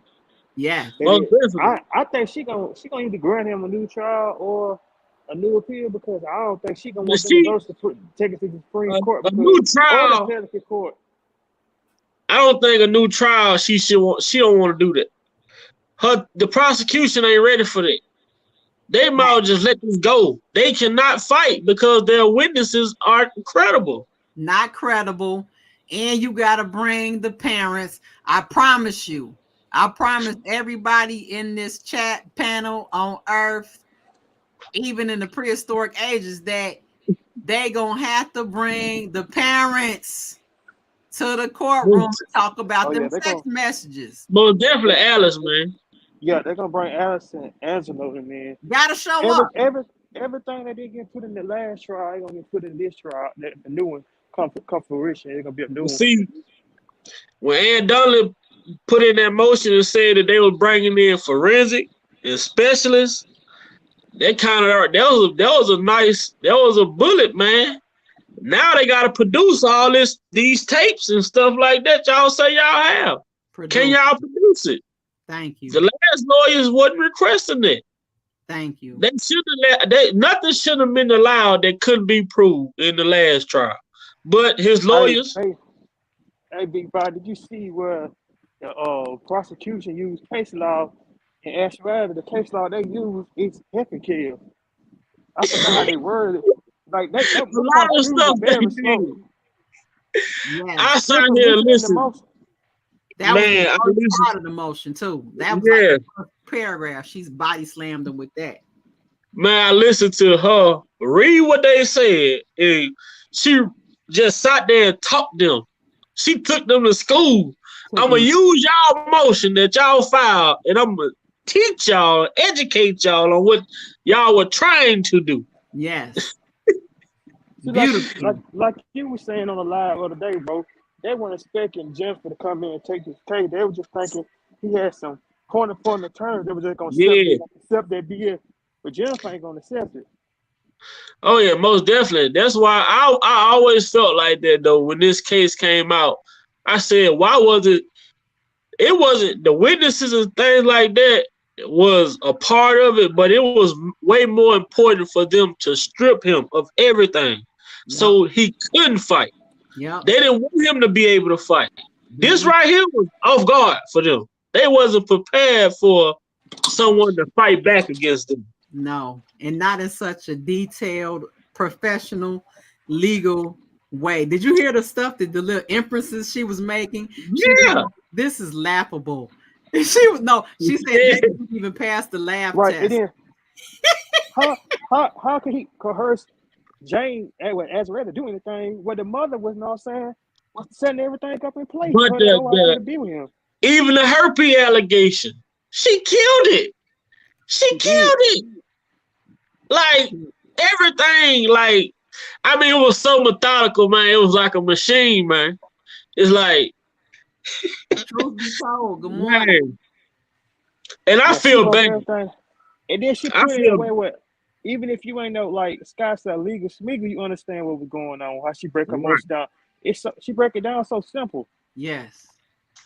So I feel bad for them people over there who've been, having selective support for certain people. Y'all don't support all women. Just like I did on my channel a couple of days ago. I ain't heard none of y'all talk about Kiara. They don't. They just want to answer. I heard none of y'all talk about Kiara Cole. None of these missing black ladies out here that's been missing. Y'all ain't talking about them. Y'all only talking about what garners attention. And there's anything surrounding RKelly. Y'all ain't no real advocates for women. Y'all dudes, them people over there ain't nothing but clout chasers, just like Tim. Yes, You call see them here, out. your daughter ain't even in a case, but every time a motion dropped last night, he gonna do a lie today. Every time a motion drop, Tim do a lie. What are you so caught up on? You have nothing to do with this case, bro. Nothing. Right. He struck it up, but you have no legal bearance And because the you sad weren't in thing the about case. it, they started all this stuff, and their daughter is not even in the case. Not even in the case. This one's sad. He needs to atone, and he needs to worry about what he needs to do to get his daughter back in his good graces, so he could at least have a conversation with her. That girl ain't gonna talk to him, man. Cause one thing I told her, I have one daughter. I have a mother. I have 4 sisters. But one thing you don't do, how you expect, you talking about this man disrespect your daughter, but you get on national TV and talk about your daughter underneath her clothes, bruh. And your wife is Then sad since for she you gone, allowing it. Your wife's out somebody she there got and Stockholm syndrome. herpes, Stockholm, all this. And your wife ain't have a problem with none of this. Well, he disrespected her too. He tried to hook up with the other blogger. Yeah. And you know He it's so tried, funny both of the daddies try to get with Cash Jones too. Then yeah, they did. And y'all know what's so funny because, like you were saying about the people on the other side, they try to make a crack on me talking about some shit. All she do is disrespect women. What is to be respected in any of these sides?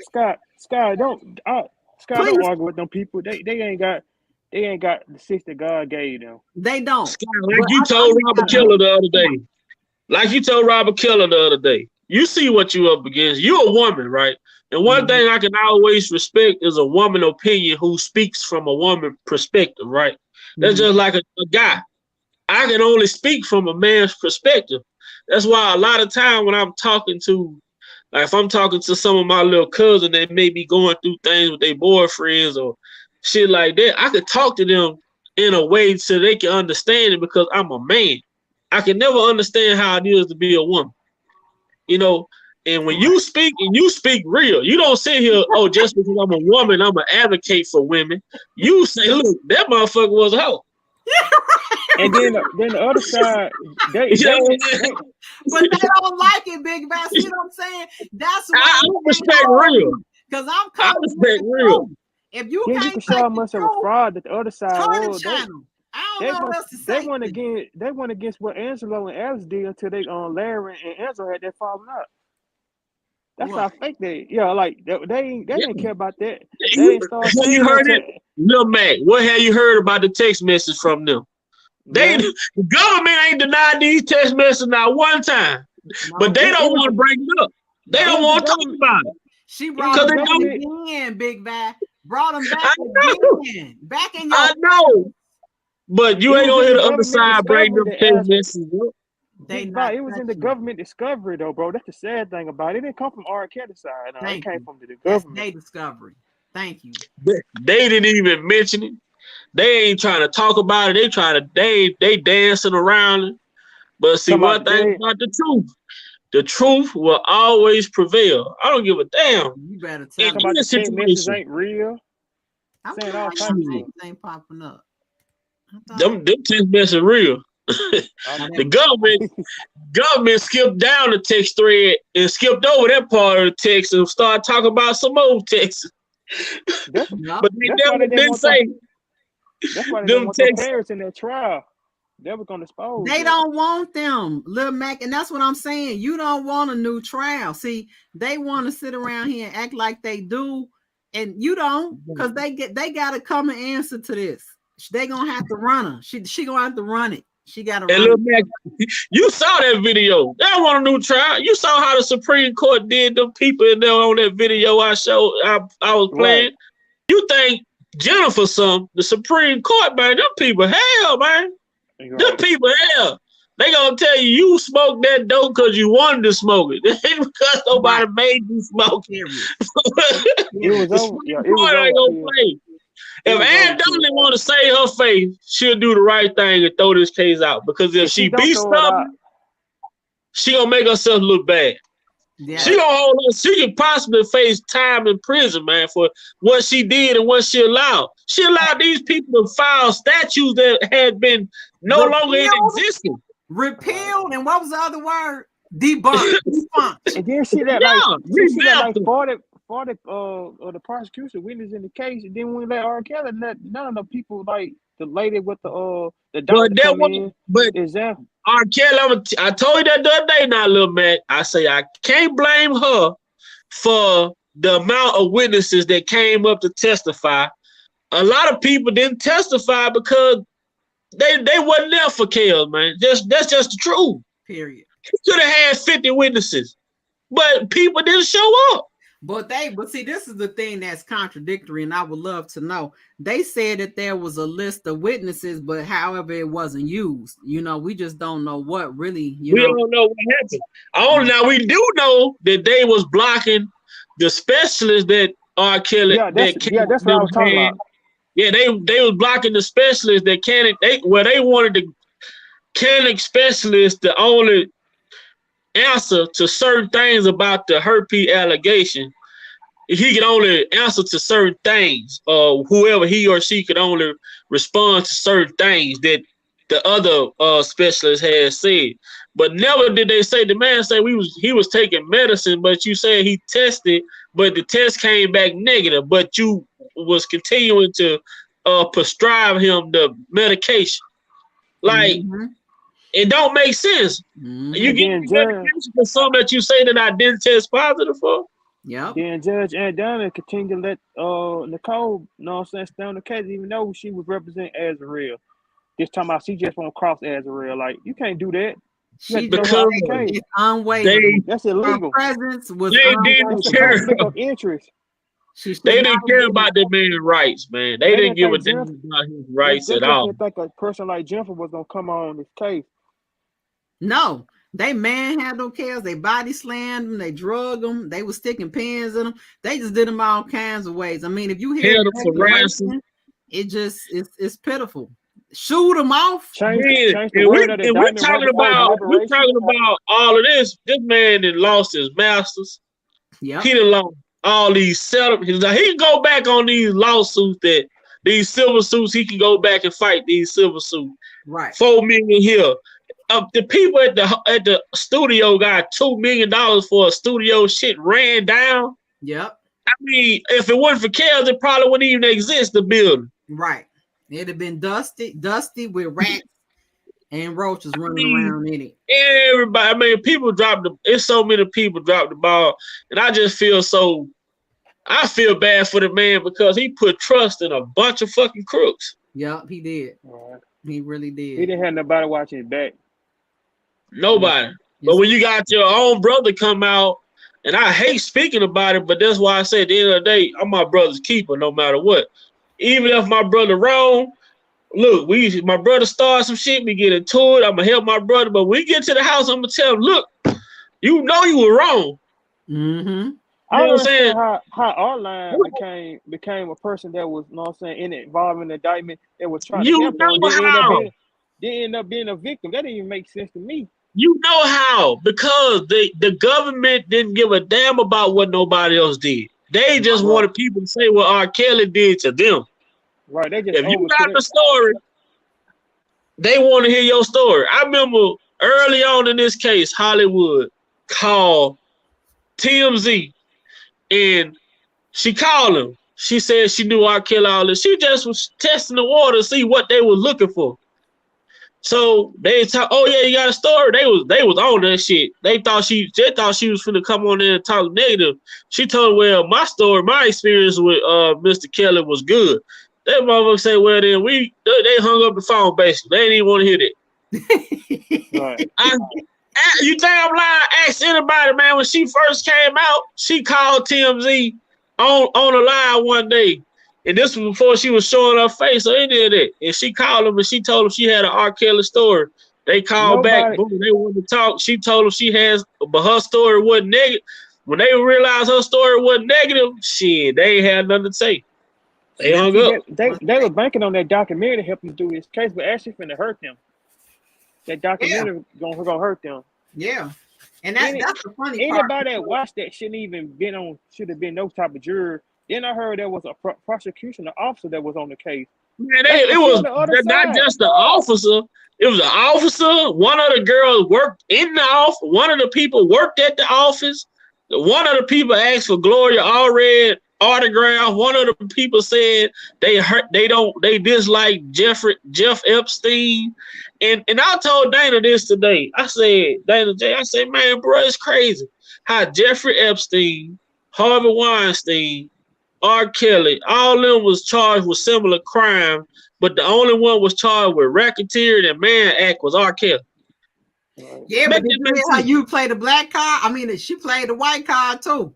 And the black card, he was like, basically the prosecution, the government has failed to charge any white men with any of these, with the racketeering. Did you hear that? How one Right. man can't be an enterprise? Like Put that in somebody there. had to know.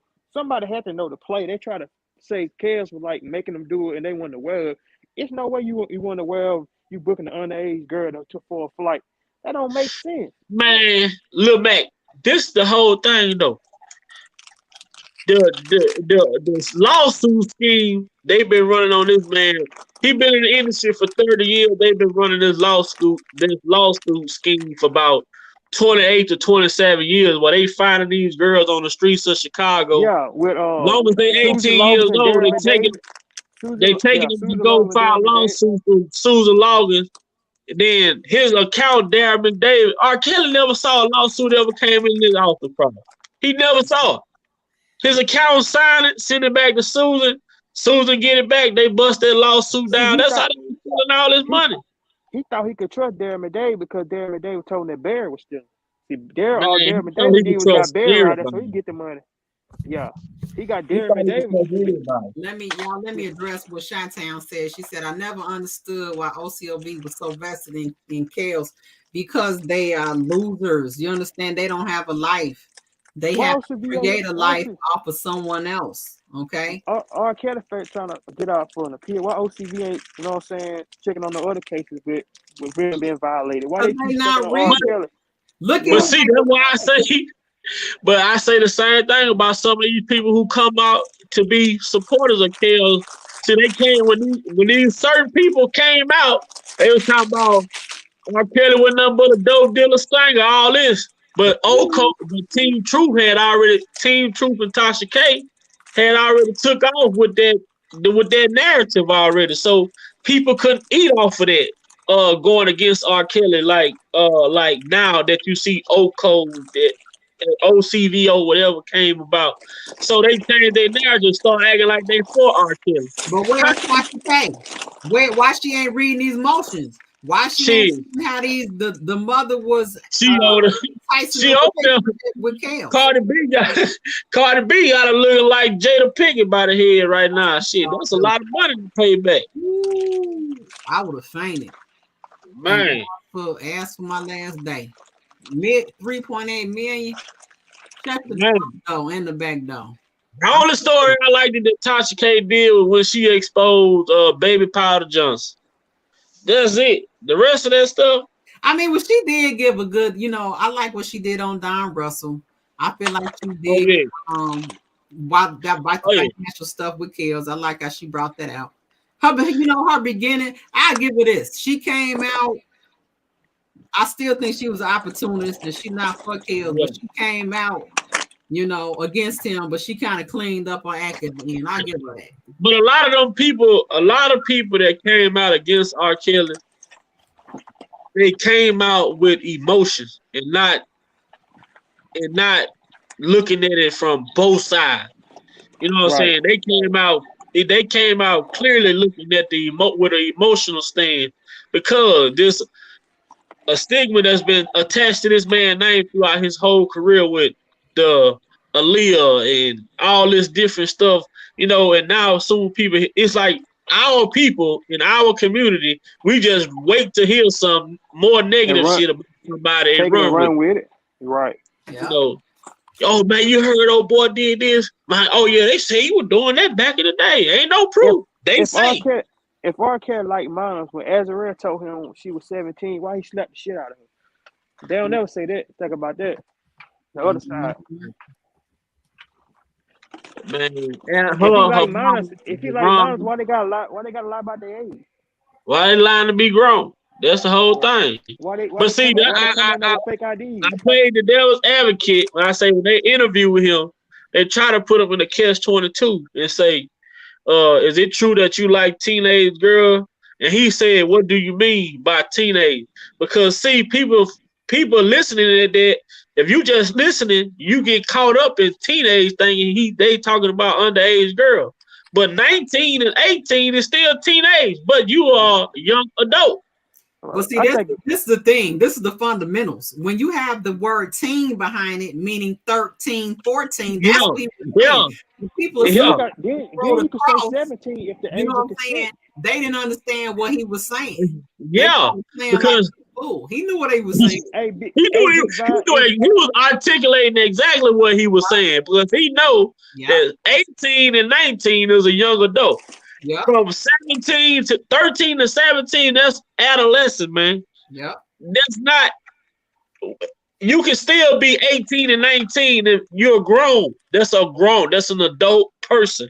Yeah. But they gonna ask him the question like, because RKelly, he don't articulate like most people, but he was answering the question the best way he can. Yeah. What do you mean? As long as he had the big ass poster on the stage and say, who want to go home with me tonight? All you gotta do is be 18. Big Bye. You know, in that interview, he made it perfectly clear. He said, I got 19-year-old friends. So he said, yeah, he like women that's of age. He said, not nobody that's illegal. But what's wrong with a man liking a 19 or 18-year-old? It was okay when the other people did it. Yeah, it was okay with you. Well, when the black man all have Matt Lauer and the other Roger Ailes, I don't even know who that is. How they had substantial racketeering cases from nefarious acts, and the government didn't go after them. You know, and yet they trying to put the clamp on Kales, and they said Matt Lauer was talking to, I think they said, or was it the Roger guy talking to a 14-year-old? It's like you balance it out, man. Right. Yeah. And that's why I was telling Lil Mac the other day. I say, man, one thing about the Supreme Court, man, they play with that scale, man. Right. The Supreme Court play with that scale, man. They gonna burn that scale out. And what the Supreme Court say, it has to be a balance. The Supreme Court told them people, the prosecutor, y'all bring in 30 people, 30 uncharged acts. She say that's overkill. That's overkill. Y'all trying to put fire in the jurors' hearts. It's so pretty. There's no reason for you to bring in 30 uncharged acts against a person who not, and these people he's not being charged for these people. We saw the prosecution bring in 50 people that RKelly wouldn't be in charge for. They give testimony. Yeah, it's horrible. That's what I'm saying. They created the narrative. It was damn. They came in and acted a fool. I mean, they acted a plumb fool. Walking down the sidewalk, all that down. And Leah shouldn't be in the case because she's deceased. No, they needed a Leah. They needed the Leah story to even have a case. Right. See, you got to remember, Leah creates the illusion of him sleeping with another minor. You understand? They don't give a damn about no marriage certificate. They needed to bring her in to create another illusion that he slept with a minor. Because understand, they couldn't even charge him with the marriage. I don't care if he married her or not. Okay, check this out. I don't care if he married her or not. You cannot prove a sexual act. And then you want to try and run that thought from the 60s, from the 60s. And act like she's a great eyewitness to an allegation. Go sit down. All this hearsay. Hearsay doesn't hold. Hearsay. The whole said. The whole say. Oh wait. If I was arguing with a person, I say, look here, man. I say that guy that Demetrius paid that money. I say the man say he never even saw. He didn't see a Leah face or RKelly. He said he just seen it was just two people. He said they both had their pant leg, one of their pant leg rolled up, but he didn't see their face. How you don't know? put him. See, the thing is, they could say the marriage, they stood there for the marriage, but they never put him in the bribery. The charge is the bribery. You see what I'm saying? They created the illusion that he had sex with Aaliyah because he married her. They inferred it. You see what I'm saying? But they never tied him to the bribery. That was the charge. And Demetrius came right out. So can they say Demetrius did? He say, well, Demetrius said, well, Robert had nothing. He had no knowledge of none of this. I just knew a friend that I could get this information from, and that's it. He clearly said it. And the prosecution was getting mad with him because he wasn't saying the shit that they wanted him to say. That's right. He was making his own testimony. He wasn't testifying. He said, "I'm ready to go home." And then they shouldn't throw it out because it wasn't no one that could connect RKelly to that marriage or to that bride, but Demetrius Smith. He didn't give them a credible testimony. Demetrius said he was ready to go, man. And then Azrael, though, even her testimony, she kept on saying, saying, they said that. They asked her, did you say this? No, she said, they told me this. They said that. She was started saying that the government was saying the shit that they were saying she said. She kept saying it. Yeah, it's pitiful.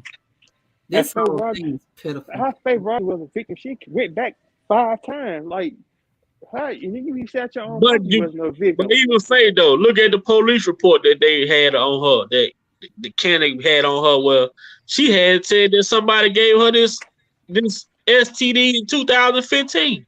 You didn't meet Kelly until 2017. Like you say, she might have gave it. If he do got it, she probably gave it to him. Pitiful. That's what I'm saying. These are not even respectable alleged victims. Like if you bring a real victim, please. I actually at this point want to feel sad for somebody because the way these thoughts and jump offs is carrying on. Because you know what I'm saying, just bring me a respectable woman so I could cheer her on, please. I'm waiting for it. I'm waiting. Yeah. Then you got Geronda. Geronda took the train. She stayed like 20 miles away from RKelly house in the Olympic field. And then she talking about she testifying. I'm gonna have to get off, y'all. So, but thank y'all for having me, man. I'm gonna have to drop down so I can close on my paperwork. Yeah, I'm about to drop down too. Y'all get your last words because it's almost 3 hours. Y'all. Hey, my last words is look, Kale's coming home. He coming. Keep doing your thing, Jennifer, and until the OVO, whatever y'all people is, man, keep Kale's name out y'all fucking mouth. Period. I couldn't agree more. Big man. Go ahead, close out, man.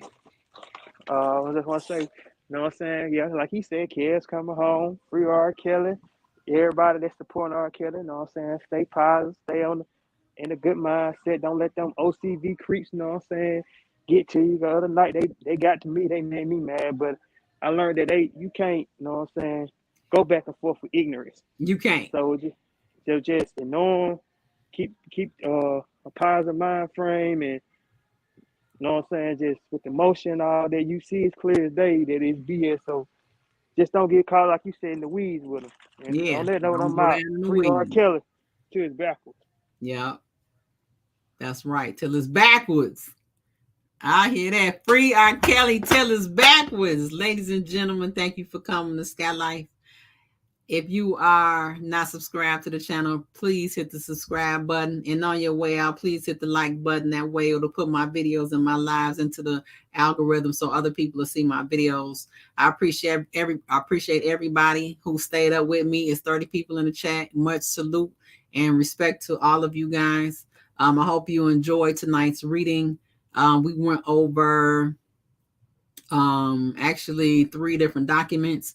And please go back, watch it again and pay attention to basically what Jennifer Bongine is saying about the government. What Kales has been mistreated and his constitutional rights have been violated on multiple levels. Okay. The government has not created the burden of proof. They have not met their case in racketeering in the Mann Act. And Jennifer Bongine does a great job in breaking it down for you. If you go back, I'm sorry I couldn't get the other 2 documents up there, but I will get that rectified so you guys can actually go over it yourself, at least Kales' declaration. But yeah, pay attention to what she said. The government was fabricating statutes, basically creating illusions and creating narratives, and never even provided the evidence to meet the charges. Okay. All that stuff was written. Okay. I read it. This is not stuff that was made up. Okay. So all these people that are in opposition to Kells, sometimes they'll say little things, go over there, check them and get out of there. I ain't gonna lie. They put the cables on me, but it's, when you think about it, it's sad. There's some sad individuals. For anybody who will read the documentation that we read tonight and will still support how Kells was treated. He was treated inhumanely. Okay. The man said that he can't even, he's illiterate. Okay. Has a problem with reading. Okay. Reading and writing. And along with that is comprehension.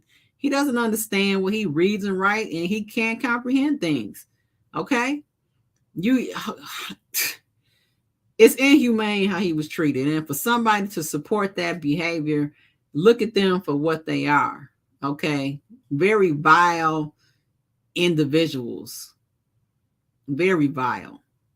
It's very sad, and it's really repulsive when I think about it. These people are really just, it's sad, maybe they got dropped as a baby, or maybe they didn't get the love they need, but it's really sad for them to support the behavior that the government has pressed upon Kells.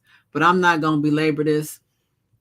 Once again, you guys, everybody, thank you so much. Thank you so much for the support. I love you guys. You guys are so appreciated. And I promise you, I hope I ain't promised last time, because normally my word is my bond. I will be back sooner than later. Okay, you guys, I've been working on some things. Got some medical things that I got to deal with, but I'll still be able to try and hop on here on live and touch base with you guys. But keep RKelly in your prayers. Keep him in your prayers, you guys, because God is gonna be the vehicle that's gonna move him through this process, this long process. Okay. We thank God for the presence of Jennifer Bongine and for everyone else that supported him and actually brought her to the light. Okay. And for what it's looking like, even Greenberg and actual Bill Cosby himself was, they had their hands on this here thing and they made it happen. But I'm going to go ahead and close out because we're reaching 3 hours. I apologize for the first live. And I will figure out how to get those other documents up there. I don't know what was going on. But yeah, this is laughable. The way they wrote this motion, those are some funny people. I know they were probably in there laughing when they was writing it, you guys. And we're going to go back over the little parts where they was legally and politely getting their legs, laughing at how stupid they look, and basically letting them know that we see you. We saw the lies that you trying to create, and we are basically exposing you and shutting you down. All right, you guys, as always, do everything in God's divine order. Do everything in the spirit of righteousness. Oh, wait, I forgot to shout you guys out. I'm sorry. Shout out to all of my mods. Shout out to all the subscribers, everybody who came tonight. I hope I didn't miss anybody. If there's anybody new, you guys make sure you comment. I want to say that too. We're going to have Big Clout, formerly known as FBG Ducks, cousin Sherm. He came on here before, you guys. Do you guys remember? A couple months ago, I'm going to have him come back. If you guys have any questions for him, feel free to email me at skywins@gmail.com so I can ask him those questions. I might even let you guys ask them, as long as it ain't no funny stuff, I'll let you guys, possibly ask some questions to him. But that's about it. And we'll come back again and finish up the Kells stuff. But as always, do everything in God's divine order. Do everything in the spirit of righteousness to make sure righteousness prevails. I love you guys.